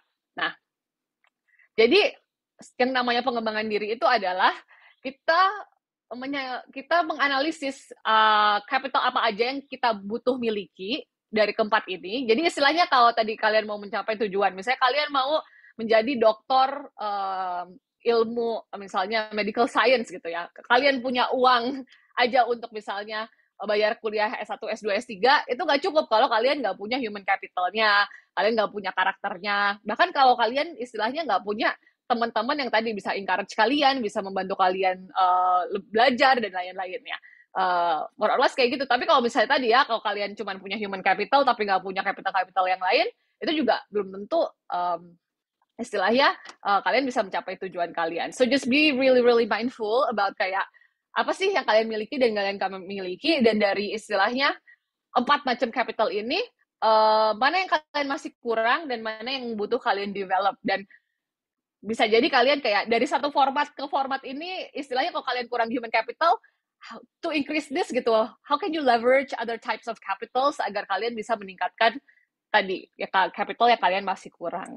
Nah, ini jadi aku kasih istilahnya satu format tabel yang cukup simple ya. Kalau kalian tadi abis ini mau melakukan analisis tersebut, kalian tadi ya bisa menganalisis kalian sekarang udah punya apa aja sih sebagai modal kalian tadi, baik tadi competence, character, dari sisi cash, dari sisi connections, what do you have now gitu, dan apa yang masih kalian butuh develop. Nah, kenapa aku melakukan ini, taruh ini, create your development plan, itu agar kalian yang mengikuti webinar ini bisa langsung melakukan sesuatu gitu. Jadi jangan sampai ini udah mengikuti 3 webinar, terus habis itu kalian lupa dengan tujuan kalian gitu, yaitu untuk tadi achieving something gitu. Dan setidaknya dengan kalian tadi ya membuat development plan ini gitu, setelah kalian tadi ya setelah kalian menganalisis kalian apa yang kurang, pokoknya langsung tulis aja. Berarti kalau saya kurang, misalnya tadi kalian merasa dari sisi kompetensi untuk tadi kuliah di luar negeri yang kalian masih English skills-nya kurang. Oke, put that in the table gitu. Berarti saya butuh mendevelop English skill saya. Berarti gimana saya akan melakukannya? Oke, enroll in the course. When? Starting this month gitu. Dan apa help yang kalian lakukan? Nah, kalau kalian punya tabel ini, just put at least 3 and 4 to get started. Itu setidaknya kalian udah bisa tadi mendapatkan momentum untuk langsung tadi ya melakukan action gitu. Nah, nanti mudah-mudahan teman-teman bisa ini ya melakukan exercise ini. Kalau misalnya aku yakin dari teman-teman semua juga istilahnya berada di tahap yang berbeda ya. Tadi kalau misalnya udah belum tahu, bahkan kayak sebenarnya saya mau S2 atau S3, mau S2 gak ya, atau saya mau kuliah lagi gak ya, terus sebenarnya saya mau apa ya gitu, saya punya keinginan ini tapi gimana ya, mungkin bisa mulai dengan exercise yang tadi ya, refleksi dulu life journey-nya. Kalau misalnya kalian tadi udah merasa kira-kira udah tahu nih kalian mau ngapain, bisa tadi mulai memprecising narasi kalian pakai framework public narrative tadi. Kalau misalnya tadi kalian udah tahu apa, ingin langsung actions, tadi kalian bisa langsung melakukan analisis tentang modal-modal kalian dan langsung membuat development plan kalian. Tuh. Oke sih, sebenarnya sharing-sharing aku sekian. Semoga tadi nggak terlalu lama ya, tapi nanti kalau misalnya masih ada yang kurang jelas atau ada yang masih mau ditanyain, nanti kita lakukan di Q&A. Oke, terima kasih. Saya kembalikan ke Rana. Oke, thank you banget Kak Kaca, very insightful, dan teman-teman di sini bahkan kayak sangat semangat Kak, jujur udah ngelihat slide-nya, ini banyak banget yang nanya ya, be prepared nih Kak, kayaknya there's like a bombing of questions here also. Mungkin operator bisa ini ya, nge-show slide-nya buat kita lanjut ke Q&A session. Nah, oke, ini ada beberapa mungkin yang there's so many questions, tapi kita coba dari yang topnya dulu ya. Ini dari pertanyaan pertama dari Lulu, seperti apa sih Kak gambaran wawancara University Oxford gitu? Can you please tell us about it? Waktu Kakak diwawancara masuk tuh gimana nih Kak? Kayaknya kepo banget nih teman-teman. Oke, kalau untuk wawancara, ini kebanyakan S2 itu biasanya nggak ada wawancara ya, tapi itu tergantung departemen ya. Kalau aku mungkin bisa kasih gambaran yang wawancara S3. Jadi saat itu, ini mungkin juga kurang lebih sama ya untuk program-program S3 lainnya. Biasanya kita ada wawancara dengan calon supervisor kita, atau mungkin ada juga kalau misalnya selain supervisor kita adalah satu atau dua, satu lagi dari luar yang bukan prospective supervisors. Cuman sebenarnya ternyata it's not that scary sih interviewnya. Kalau misalnya, jadi mereka nggak mau interview kita kayak mau mengetes kita, tapi sebenarnya mereka genuinely curious tentang kayak are you what you actually say in the personal motivation, dan juga di tadi, apakah kamu benar-benar genuinely interested in the research yang benar-benar kamu tuliskan. Jadi sebenarnya lebih verifikasi ya, atau sebenarnya lebih ngecek sebenarnya are you what you actually write gitu, you actually wrote.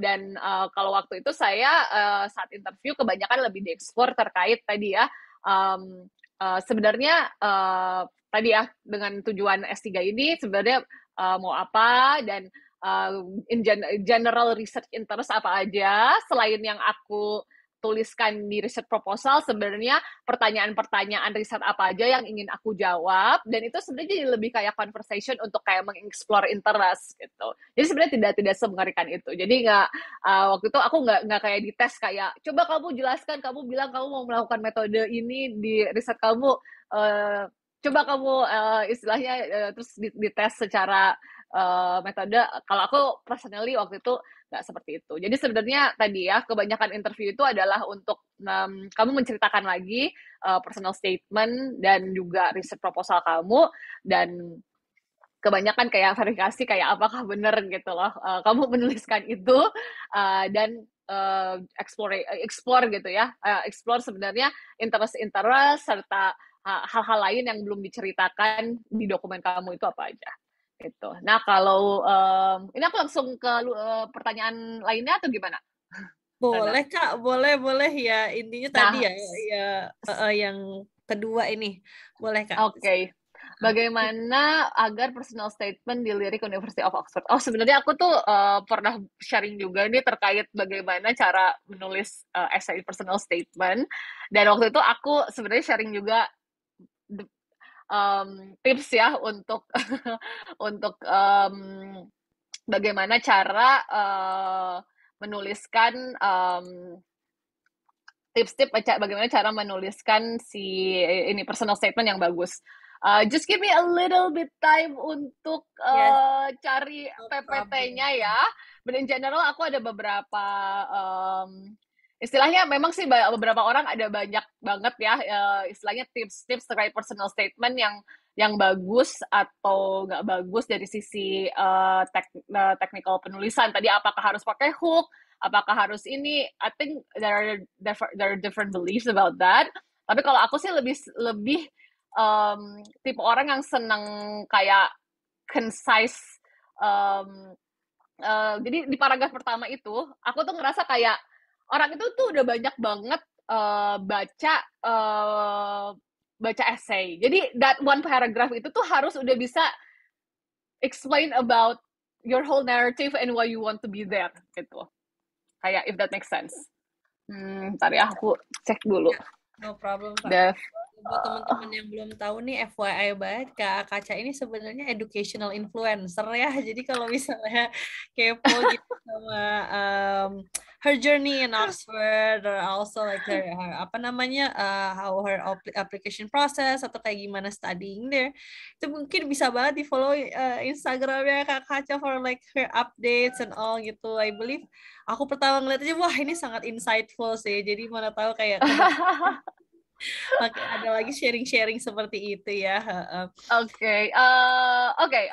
Ini ada, aku waktu itu pernah sebenarnya sharing-sharing yang terkait kayak essay writing. So I'm just gonna share this. Tapi ini presentasinya nggak sebagus yang tadi aku. Boleh aku share screen dulu nggak? Untuk jawab pertanyaannya dulu. Oke, sip. Oke, ini aku pernah di a different occasion, aku pernah share sih sebenarnya prinsip-prinsip penulisan essay yang baik gitu apa. Dan ini saya prinsip-prinsip yang aku pakai sehingga tadi personal statement aku ya, alhamdulillah tadi ya bisa masuk Oxford dan juga pas gak cuma Oxford, LSE dan juga NUS dan juga 3 different scholarships. Nah, ini pokoknya prinsip penulisan essay yang baik apa? Yang pertama, narasi yang kuat dan membedakan diri. Tadi punya alur cerita yang mengalir tadi ya, diri kamu di masa lalu, saat ini, tantangannya apa, dan masa depan. Jadi kayak tadi yang aku tuliskan tadi ya, ada tokoh, dia ingin mencapai masa depan, outcome di masa depan, tapi di saat ini dia mendapatkan suatu tantangan. Apakah yang akan dilakukan dan bagaimana masuk ke Oxford atau masuk ke Universitas A dan mendapatkan scholarship X akan menolong dia gitu ya.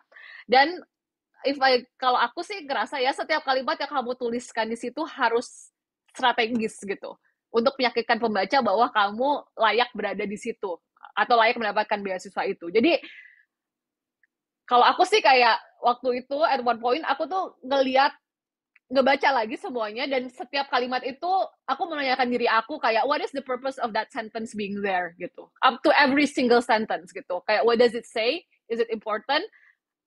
apa strategi, istilahnya how does it become a part of my strategy gitu, every single sentence gitu.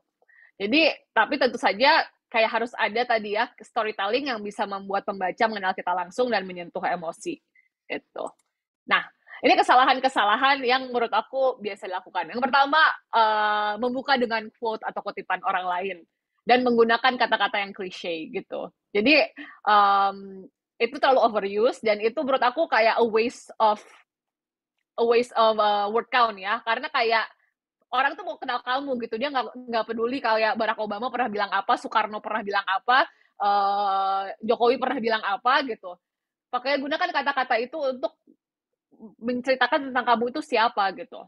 Terus yang kedua kayak istilahnya memuji diri sendiri atau tentu aja ya yang namanya menulis. Kadang-kadang aku juga suka kayak kayak apa ya, kayak awkward juga ya menuliskan application karena kayak kok aku kayak self praising ya, tapi mau nggak mau tadi kita tadi harus mendemonstrasikan bahwa kita itu worthy, tapi tadi nggak dengan kayak memuji diri sendiri gitu. Kayak misalnya kayak I'm very intelligent and hardworking, kayak how do you know gitu. Nah kalau misalnya jadi tuliskan pencapaian kalian lakukan dan biarkan pembaca menilai gitu. Kalau misalnya kamu bilang I'm very intelligent, kamu bisa bilang kayak saya membuat paper yang tadi winning competition bla bla bla bla bla, atau tadi saya menuliskan disertasi tentang project ini yang dinilai memiliki nilai tambah ini di keilmuan ini gitu. Okay, that's how people will judge that you are intelligent. Atau kamu bisa juga bilang saya mendapatkan prestasi akademik nilai AAA, GPA bla bla bla bla bla dengan saya sambil menjadi presiden mahasiswa gitu. Itu kan kayak berarti kamu tadi ya memiliki leadership potential tapi juga kayak academically achieving gitu. Tapi kamu nggak bilang kayak I am intelligent, I am a leader gitu, I am hardworking. No, atau saya I have time management skill. Don't say that. Tapi bilang kayak saya tadi dengan melakukan ini saya menunjukkan ini gitu. Jadi jangan tulis traits-nya doang gitu, tapi tuliskan how you demonstrated.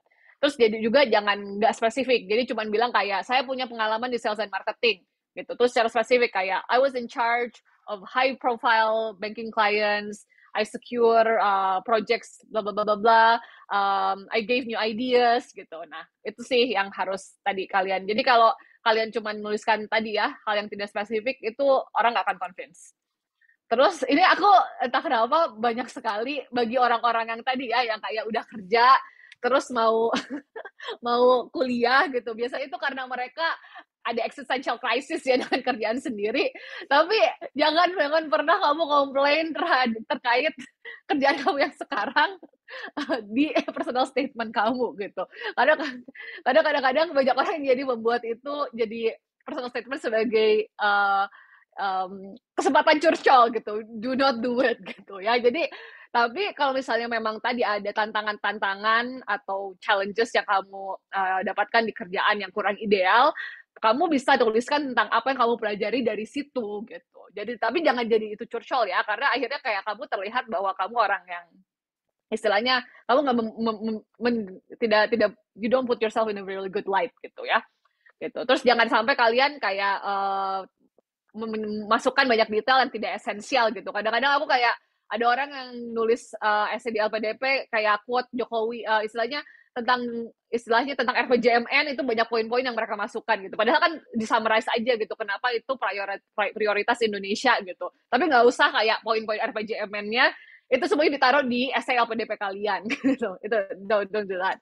Dan menurut aku yang paling penting adalah tunjukkan ke orang lain untuk dikritik. Dan kalau aku kadang-kadang malah orang yang punya radical candor itu yang paling membuat improvement. Jadi aku ingat banget waktu aku membuat essay aku berapa kali untuk Oxford, itu aku benar-benar dibantai sama teman aku dengan radical candor. Apa dia bilang kayak, I don't think this is like an Oxford material. Kalau misalnya if you actually want to get into Oxford, I don't think you can do it gitu. Maksudnya sampai ada feedback yang kayak gitu ya. Jadi bahkan aku pun yang akhirnya berhasil masuk, itu draft pertama aku itu dibilang teman aku kayak maksudnya kayak kamu mimpi ya, maksudnya mau ngirimin essay ini kayak Oxford dan minta diterima gitu.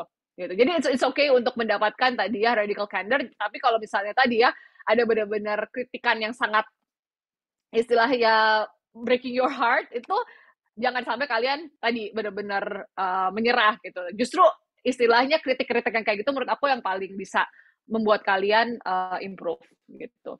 Lalu always proofreading over and over and over and over again, baik oleh diri kalian, teman kalian, pokoknya teman siapapun, teman keluarga, kenalan yang istilahnya mau mengecek itu kalian boleh gitu. Tapi ingat ya, nggak boleh pakai editor karena itu diatur di aturan plagiarisme. Palingan boleh proofreader. Jadi orang palingan boleh komen, terus kasih tahu what's wrong with it, terus kalian edit lagi, atau mereka proofreader gitu. Karena kalau editing itu it's not allowed. Gitu. Nah ini istilahnya contoh personal statement aku untuk paragraf pertama aku untuk personal statement aku untuk masuk di Oxford. Jadi paragraf pembuka menurut aku itu harus bisa menjawab siapa kamu, apa yang ingin kamu lakukan, kenapa universitas atau beasiswa tersebut. Nah di sini aku menjawab kayak who am I-nya itu dan who I want to be itu kayak I want to become an academic policy entrepreneur. And that's why I am drawn to, dan kenapa aku mau ke University of Oxford Blavatsky School, karena dia ada excellent track record untuk empowering change maker, dan karena itu, dan ini kenapa ini aku masukin ini, karena nggak banyak PhD program yang mendukung istilahnya orang untuk menjadi practical policy maker setelahnya gitu.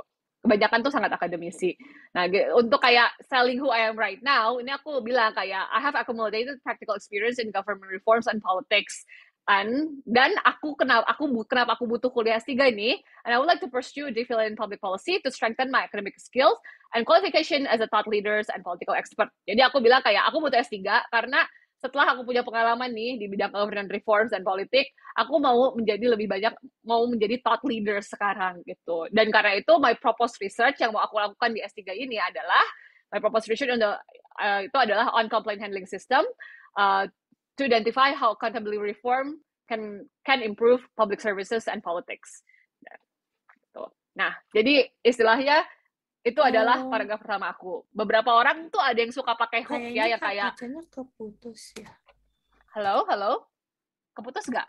Halo? Lancar. Aku coba Jelas. aku coba. Oke. Gas?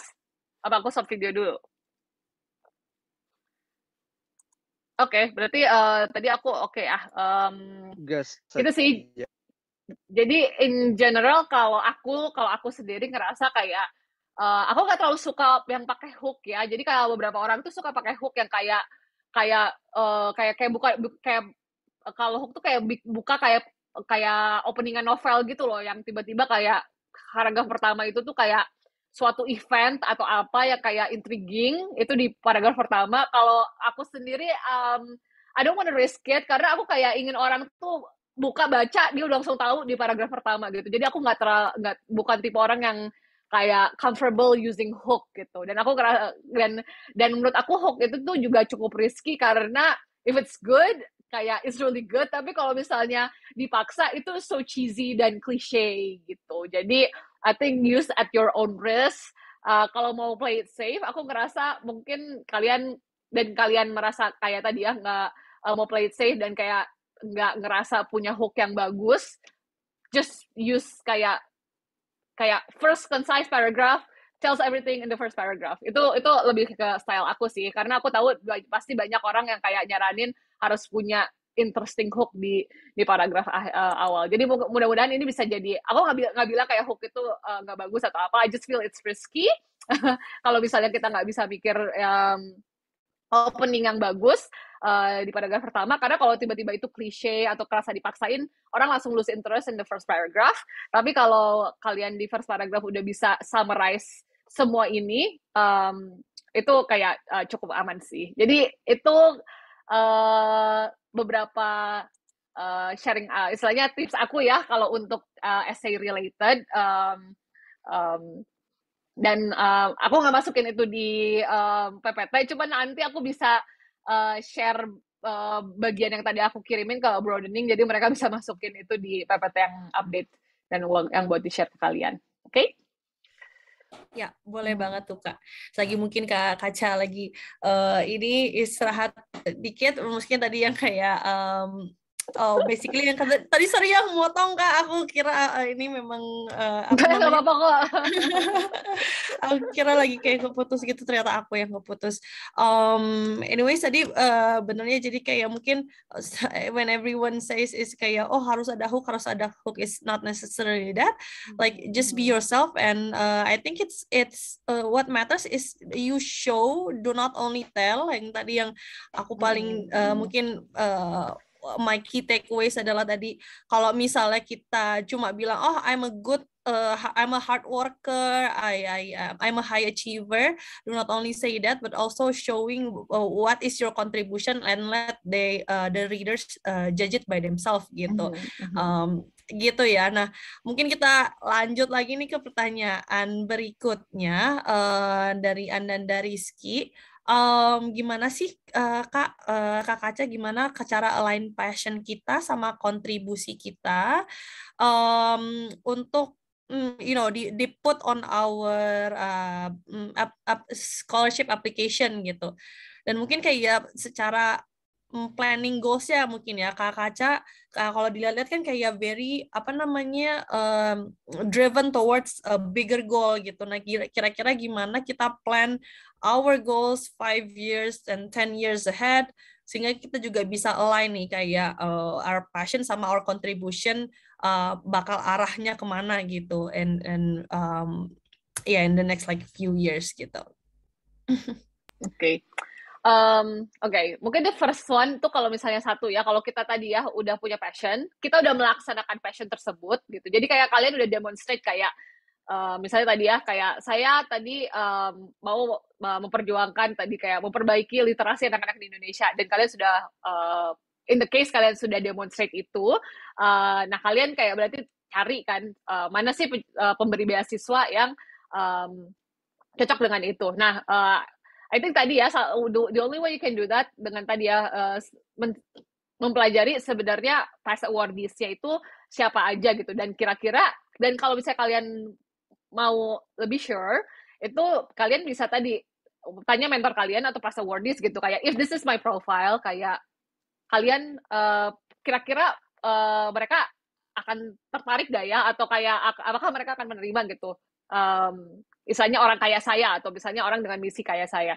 Itu karena kadang-kadang hanya dari statement di website dan lain-lainnya itu kadang-kadang nggak digambarkan ya. Jadi aku juga kayak gitu waktu pas mau wawancara Jardine, itu aku kayak ngobrol sama kayak banyak orang awardee sebelumnya ya, mungkin kayak 4 gitu. Aku tanya kalau karena saat itu aku ngerasa banyak yang Jardine dapat itu kebanyakan itu sciences gitu. Terus kayak untuk politik bisa gak sih gitu. Cuman ternyata ada awardee sebelumnya yang juga punya pengalaman politik. Jadi aku tahu kayak berarti possible nih, berarti cocok juga nih ternyata profile orang yang di bidang politik untuk bisa dapat Jardine Scholarship.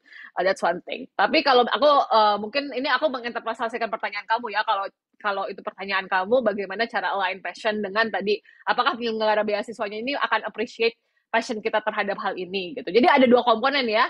Do you demonstrate that passion and capability well? That's like one thing. Matching dengan apakah bisa dengan apakah pemberi beasiswa itu cocok dengan bidang ini atau enggak, itu tadi kamu hanya bisa find out dengan tanya gitu. Kalau misalnya untuk bidang kayak LPDP, biasanya dia lebih fleksibel ya, kayaknya dia, karena dia banyak sektornya. Nah, untuk kayak donor-donor tertentu, kadang-kadang bahkan tiap tahun pun mereka prioritasnya suka ganti-ganti. Jadi menurut aku bagaimanapun juga kita harus coba beberapa macam dan masih ada risk takingnya. Tapi kita bisa minimize itu dengan tadi kita lihat past awardees, apakah ada yang tadi di bidang yang sama, atau mereka merasa kayak meskipun belum ada orang yang sama nih kerjanya dengan kita, tapi kira-kira itu masuk sih dengan tadi taste-nya si pemberi beasiswa. Nah, if I can interpret your question as well, itu tadi ya, kalau misalnya kalian udah demonstrate you have that passion and you demonstrate capability, kompetensi kamu to pursue that passion very well. Yang sering ada problem itu adalah you have a passion tapi you have not demonstrated very well. Jadi misalnya kayak gini, kayak aku tuh sekarang banker gitu, atau misalnya aku sekarang kerja di korporat, tapi sebenarnya passion utama aku itu adalah pendidikan gitu. Jadi aku tuh ingin banget bisa kayak istilahnya tadi gimana caranya biar aku bisa membantu istilahnya bisa mengubah pendidikan di Indonesia, atau passion aku tuh literasi, atau passion aku tuh adalah pembangunan komunitas gitu. Tapi sekarang kamu misalnya tadi menjadi startup worker, corporate, kerja di BUMN yang maksudnya nggak berkaitan dengan passion kamu. Then you have a challenge untuk demonstrating bahwa you have a commitment dan capability di passion tersebut gitu. Karena seringkali tadi track record kita itu beda dengan passion yang sebenarnya kita inginkan. Nah itu kurang lebih mungkin sama dengan cerita aku yang kayak misalnya mau ganti sektor gitu, atau mau kayak switch career gitu. Biasanya ini adalah challenge untuk orang-orang yang mau switch career adalah untuk mendemonstrasikan kenapa sih kamu mau switch career? Karena kadang-kadang tuh orang mau switch career itu kelihatannya tuh hanya galau aja gitu. Misalnya kayak, aduh, aku nggak fulfill kerja korporat. Kayaknya kalau aku kerja di UN atau di bidang development kayaknya lebih fulfilling deh gitu. Kayak itu usually you're in a really big positions. Jadi kalau misalnya karena apa? Karena kalian kayak terlihat kayak kalian galau aja gitu, dan kalian dreaming about something dan mencoba menggunakan scholarship itu untuk kayak mencapai angan-angan kalian gitu. That's not the way to do it. Kalau misalnya kalian mau nih, misalnya kalian tadi ya, saya kerja di korporat, tapi passion saya pendidikan.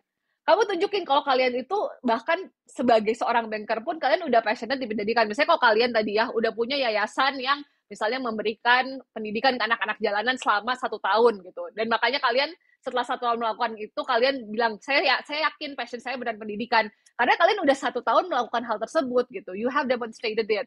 Dan kalau dari situ baru kelihatan. Tapi kalau misalnya kalian kayaknya saya passionnya pendidikan, tapi saya korporat, jadi saya mau S2 pendidikan deh gitu. No, you haven't shown anything gitu. Jadi kalau misalnya itu ya, kalau misalnya tadi, ini mungkin kayak satu poin yang ingin aku emphasis, karena sebelum aku juga S2 ke public policy, itu aku udah kerja di beberapa project yang terkait reformasi birokrasi. Jadi aku udah bilang, aku udah merasakan sendiri nih kerjaan di reformasi birokrasi, dan aku yakin aku mau menggunakan pengalaman aku yang sebelumnya untuk terus bekerja di bidang ini gitu. Dan banyak sekali ya istilahnya contoh-contoh lainnya gitu. Misalnya kalian dari private sector ingin ke development gitu, kalian udah melakukan apa untuk mengenal passion baru kalian, melakukan sesuatu passion kalian, dan apa yang sudah kalian demonstrasikan bahwa passion itu benar-benar hal yang tadi ya, kalian sudah demonstrate komitmen dan istilahnya track record kalian di passion tersebut gitu. Gitu sih. Nah, gitu kan misalnya kalian. Ya. Ya, tadi tuh ini juga bersinggungan dengan your explanation. Sebenarnya aku gatel nih pengen kayak ngelanjutin ke pertanyaan yang cukup nyambung sama tadi gitu kan, kayak about kita tuh harus ada kontribusinya dulu. Kalau boleh mungkin operator agak turunin ininya questionnya.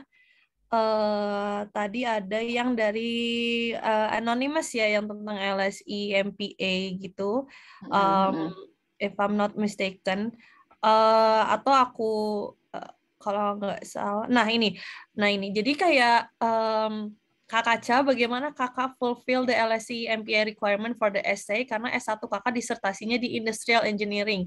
And we know, dan kayak setelah itu kan Kak Kaca kan berkarya di IBM gitu ya. Kemudian gimana bisa in a sense bisa fulfilling for Master of Public Administration gitu di LSE.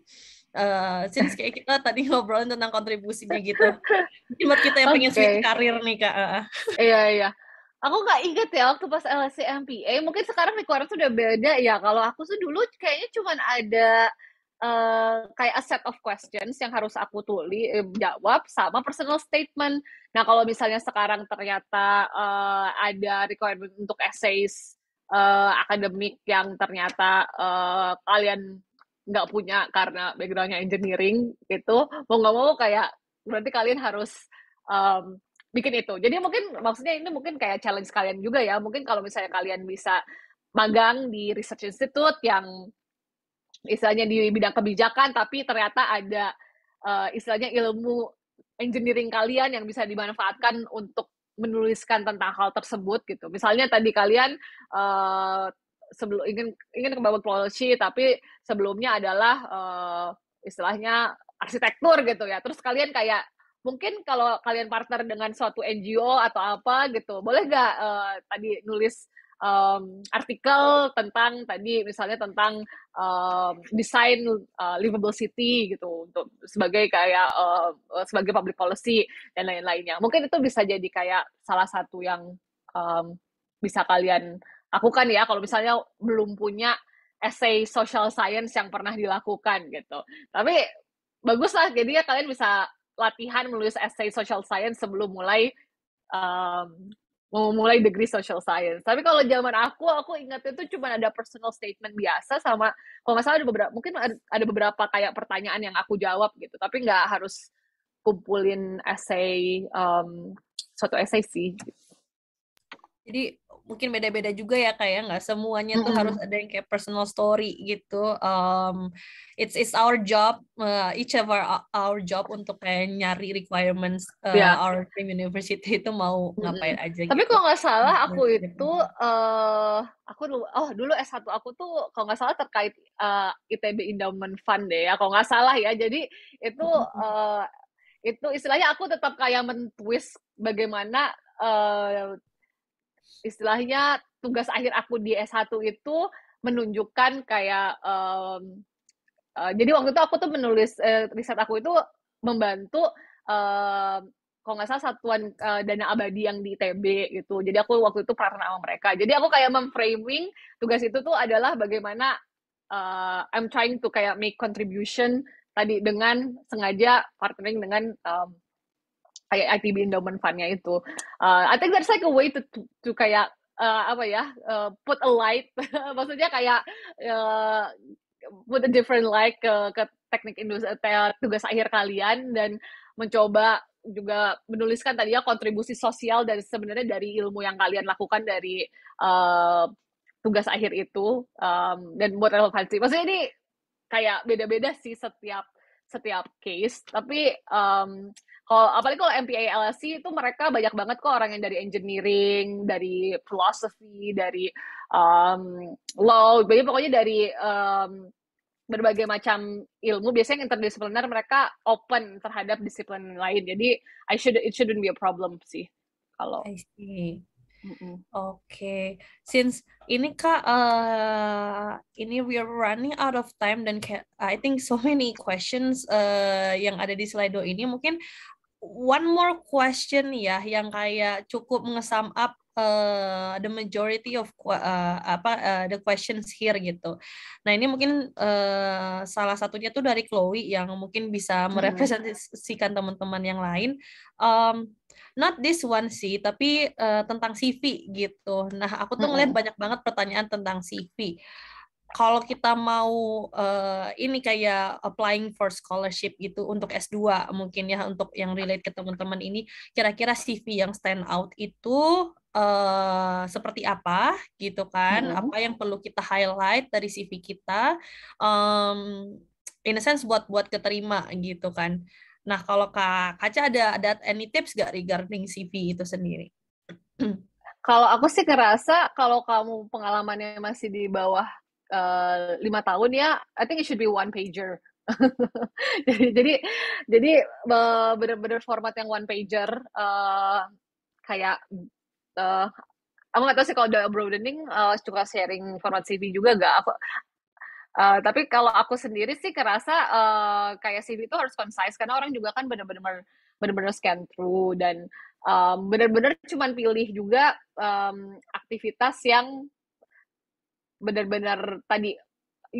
Jadi kamu bertanya setiap line yang kamu tulis di CV tersebut kayak what does it say about me dan kayak is it important untuk dituliskan di situ. Jadi sama kayak essay gitu. Setiap kalimat itu tuh harus strategically demonstrate something. Dan kalau aku ngerasa kayak CV and personal statement itu kayak puzzle yang melengkapi satu sama lain gitu. Jadi kalau misalnya kayak kamu menuliskan kayak project that you're very proud of di personal statement, kayak bagaimana kamu mendeskripsikan itu lagi di CV kamu gitu. Atau kayak istilahnya beberapa poin yang kamu taruh di personal statement terhadap ABC istilahnya, oh orang tuh bisa ngelihat itu lebih lengkapnya di CV kamu gitu.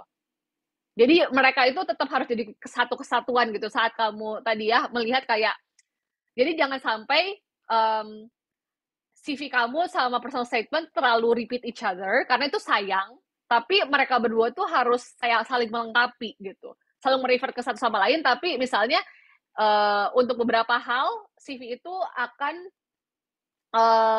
istilahnya meng-expand apa yang misalnya kamu tuliskan di personal statement kamu misalnya, atau mensupport satu sama lain. Jadi kayak jangan saat kamu menuliskan mereka kayak mereka tadi harus menjadi they complement each other gitu. Gitu. Tapi kalau secara format menurut aku one pager yang very concise, yang format hitam putih, yang I don't know. Mungkin yang memang nggak tahu. Berarti relevan sama jurusan atau relevan sama story kita gitu ya. Kalau misalnya kita story kita pengen environment gitu kan, terus kita masukin kayak kita jadi koor divisi konsumsi gitu kan kayak ya dan aku ngerasa kayak aktivitas unless you're in a leadership positions atau kayak kamu bisa mendeskripsikan key position itu demonstrate apa, itu nggak perlu dikasih tahu. Terus kalau kayak misalnya seminar atau course, kalau itu nggak secara nggak penting dalam mendemonstrasikan technical skills yang mau kamu tunjukkan bahwa itu relevan untuk saya ngerjain S2, itu kayaknya nggak perlu. Jadi kayak misalnya kayak kamu jago Photoshop gitu, tapi kalau misalnya S2 kamu nggak relevan, maksudnya S2 kamu nggak dibutuhkan skill Photoshop gitu ya, jangan tulis gitu kamu udah ngambil kursus Photoshop gitu. Contohnya. That's right. Oke. Kaca, thank you so much for the session. Kalau misalnya aku nih bisa rangkum ya kayak tentang tadi kita selama 1 jam ini udah ngobrolin apa, pastinya banyak banget insight-nya. Tapi if I can give a takeaway from there, highlights-nya itu kayak of course pertama-tama it's a heads up guys, kayak applying buat scholarship and also masters and also PhD degree itu is not an easy or quick process gitu. Even so tadi Kak Kaca juga proses keseluruhannya itu tuh 1 tahun hingga sampai kayak akhirnya beneran sekolahnya gitu. So if you want to kayak S2 di waktu yang terdekat, be prepared as soon as possible, dan mungkin juga bisa di prepare juga for all the worst possibilities gitu. Kalau misalnya ke reject yang satu gitu kan, at least we have backup kayak yang lain gitu. It might take 1 year, 6 months, or even 2 years and above gitu, tapi all we need is resilience, and we know our goal itu mau ngapain, mau kemana gitu. So in that case we need to track our application closely. Tadi Kak Kaca juga ada nih trackernya gitu kan. Ini aplikasi ini udah submit apa aja gitu kan, sudah tes apa aja, udah itu juga bisa di track gitu kan, ada trackernya mungkin di Excel atau gimana. So for the most important aspect of your story itu of your essay, it's your own story. Be authentic, like you have to master your own story gitu. It needs to be the intersection between personal drive, your purpose juga, and your call of urgency, kenapa people should care about your motivation as well gitu. And be really mindful about your capital selama ini, apa yang perlu di-improve, apa yang bisa mungkin kita highlight untuk kita emphasize di application-nya itu sendiri gitu. Dan tadi mungkin pertanyaan-pertanyaan teman-teman juga udah kejawab gitu ya. Nah, buat sorry tadi ada Lulu, Ananda Rizky, dan Chloe. Thank you for the question. Dan anyway semuanya thank you banget for the question. Tapi karena kita waktunya terbatas gitu, jadi kita nggak bisa jawab semuanya. Tapi tadi yang kayak juga cukup populer gitu pertanyaannya, Lulu, Ananda Rizky, dan Chloe, kita harap bisa nge-DM Broadening ID Instagram ya. Kita tunggu buat nanti dapat tote bag Oxford-nya. Alhamdulillah, yay. Thank you so much for the question. one more, sedikit juga pesan, kami berterima kasih atas media partner kami yang telah membantu mensukseskan acara hari ini, dari Pet Seeker, Opportunist, Gores Denai, Women Beyond Indonesia, PPI Berlin, PPI Jerman, Youngster Space, UGM ASEAN Society, 180 Degrees Consulting, Undip, dan Level Up yang telah membantu menyukseskan acara ini. And this project is also made possible by PT XL Asia Terbuka through Rumah Akselerasi Program atau AXEL atau Reaksi XLFL Accelerator Program. Mungkin sedikit lagi nih dari Kak Kaca for ini nih kata closingan gitu untuk memotivasi teman-teman kita semua yang mungkin sekarang lagi baru lulus S1 atau masih S1 dan lagi mencari kesempatan untuk memulai their own study gitu di S2 dan di S3 gitu untuk terus semangat gitu mengejar scholarship dan application ke sekolah luar negeri gitu. Mungkin sedikit pesan-pesan nih untuk menyemangati kita semua, Kak. Oke, terima kasih Rana, tadi keren banget ya, udah summarize semuanya. Kalau pesan aku teman-teman, mungkin everyone's journey itu different. Every journey is very different. Jadi kadang-kadang tadi ya, yang tadi saya share terkait journey saya, bukan berarti tadi ya, istilahnya itu bukan istilahnya model atau template-nya, tapi mudah-mudahan tadi saya cuma kayak kasih framework atau kayak cara berpikir dan kayak beberapa act yang bisa teman-teman gunakan untuk juga istilahnya figuring out dan mencari jalur teman-teman sendiri gitu. Karena tadi ada beberapa orang-orang yang kayak lama merenung, istilahnya lama merenung apakah scholarship enggak, tapi begitu coba bisa, ada beberapa yang kayak harus coba lagi,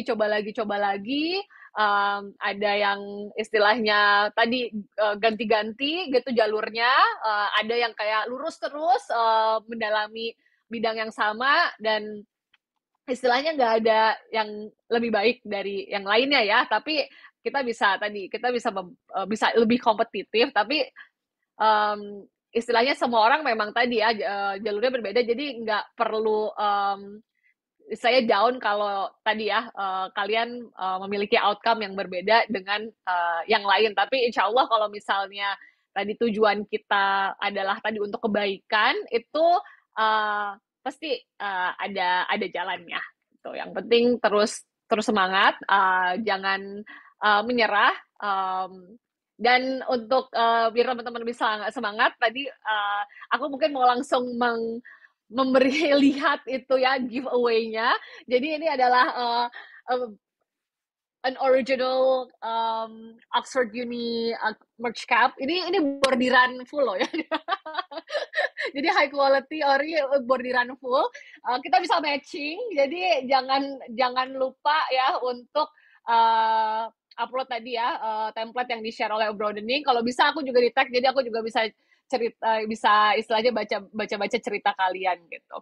Ya semoga ini bisa menyemangati kalian, dan apapun jalannya, aku yakin teman-teman Broadening di sini dengan semangat dan passion-nya itu bisa membuat dunia ini lebih baik gitu. Semangat semuanya. Semangat semuanya. Nah tadi tuh pada semangat pengen dapet topi Kak, kayaknya ya, udah. Ini bagus loh, ini topi favorit aku. Ini masuk ke istilahnya masuk ke style apapun, terus tadi ya very good pokoknya kualitas bagus lah, full bordir. Aslinya itu sebenarnya mahal loh guys, kalau misalnya teman-teman ini menang mungkin bisa dapat secara gratis malah gitu kan. Nah pasti kepo kan gimana cara kita bisa dapat that exclusive hat gitu from Oxford. Nah aku mau announce dulu gimana caranya teman-teman, tapi sebelum itu kita harus foto bareng nih sama Kak Kaca, makanya jangan live dulu. At least kalau mau dapat topi kita foto dulu, buka kameranya. Let's appreciate what we have learned today, and also appreciate ilmu-ilmu yang mungkin bakal berguna untuk kita for years to come juga gitu ya. Jadi ditunggu beberapa saat lagi, mungkin teman-teman lagi siap-siap buka kamera, lagi pakai kerudung mungkin ya, yang lagi selonjoran di tempat tidur kayak aduh tunggu Kak. Aku masih pakai daster, belum pakai kerudung gitu ya. Mungkin ada yang lagi di toilet, aduh tar Kak lagi pipis. Nah, ini kita tunggu sebentar dulu. Buat foto barengnya, buat ada dokumentasinya juga. Kapan lagi loh foto sama Kak Kaca, ini orang keren, orang penting juga, mana tahu nanti calon ini ya, calon presiden 2047.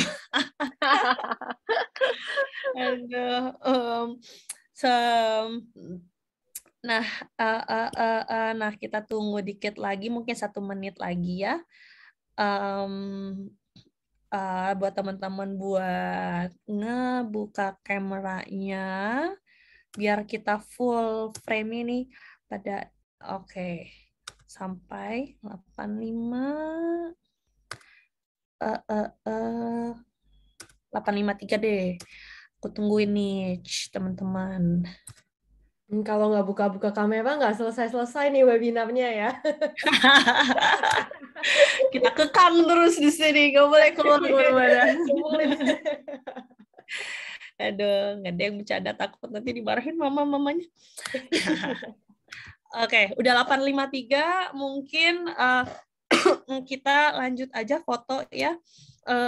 Viv, kita ada style abroad ini nggak nih? Kalau nggak ya udah kita lanjut aja. Nggak apa-apa, nggak usah. Nggak ada ya. Aku bantu ya, aku bantu screenshot ya. Ya, aku bantu ini ya, apa namanya? Aba-aba, ada 5 betul, nih, aba-aba. nanti ada 5 window. Ntar 5 kali ya berarti. Oke, sip. Jadi karena teman-teman nggak tahu ya mungkin di window berapa, jadi each time aku aba-aba mungkin bisa langsung senyum atau bergaya gitu ya. Oke, let's start dari first window. 1, 2, 3. Oke, ada scene. Window kedua, mungkin teman-teman juga bisa. 1, 2, 3. Dan lagi. Oke, window ketiga lagi. 1, 2, 3. Yups. Keempat. Ayo. Saya 1, 2, say cheese. Ya udah nggak apa-apa, aku rame sendiri aja. Dan window terakhir ya, Sin. Benar. Oke. Cang-kancang buncis. Oke, sip. Terima kasih teman-teman. Nah, ini nih announcement terakhir gitu ya untuk acara ini. Buat gimana sih kita bisa cara dapetin topi Oxford, limited edition topi Oxford gitu ya. Nah, teman-teman, pertama sebenarnya syaratnya ini. 1, harus join both events pada Minggu 11 Juni dan hari ini 19 Juni. Jadi to be honest, maaf banget kalau misalnya teman-teman baru joinnya tuh di hari ini. Kita nggak mungkin di lain kesempatan ya, di abroadening event lain gitu, kalau ada giveaway bisa dapat. Cuma kayak ini berlaku ke orang yang datang di 2 kali sesi kita gitu.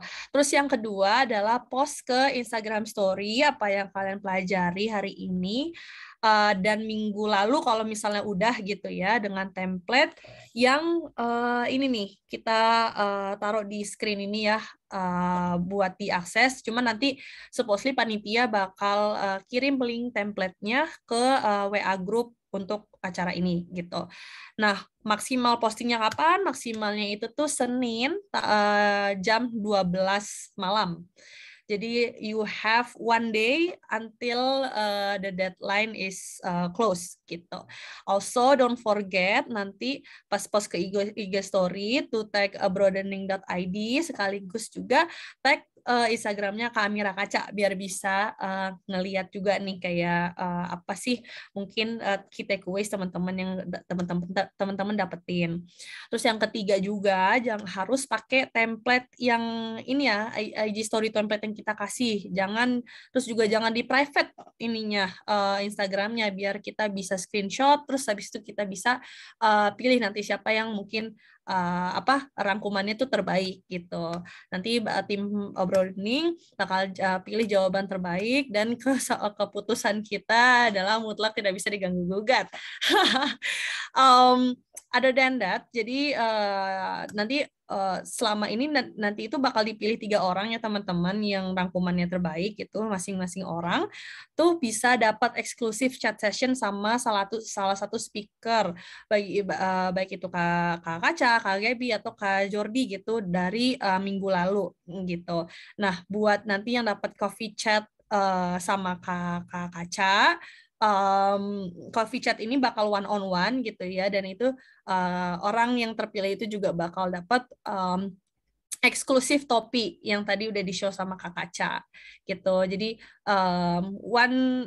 three winners, terus salah satunya bakal dapat session bareng Kak Kaca dan bakal dapat topinya sekaligus.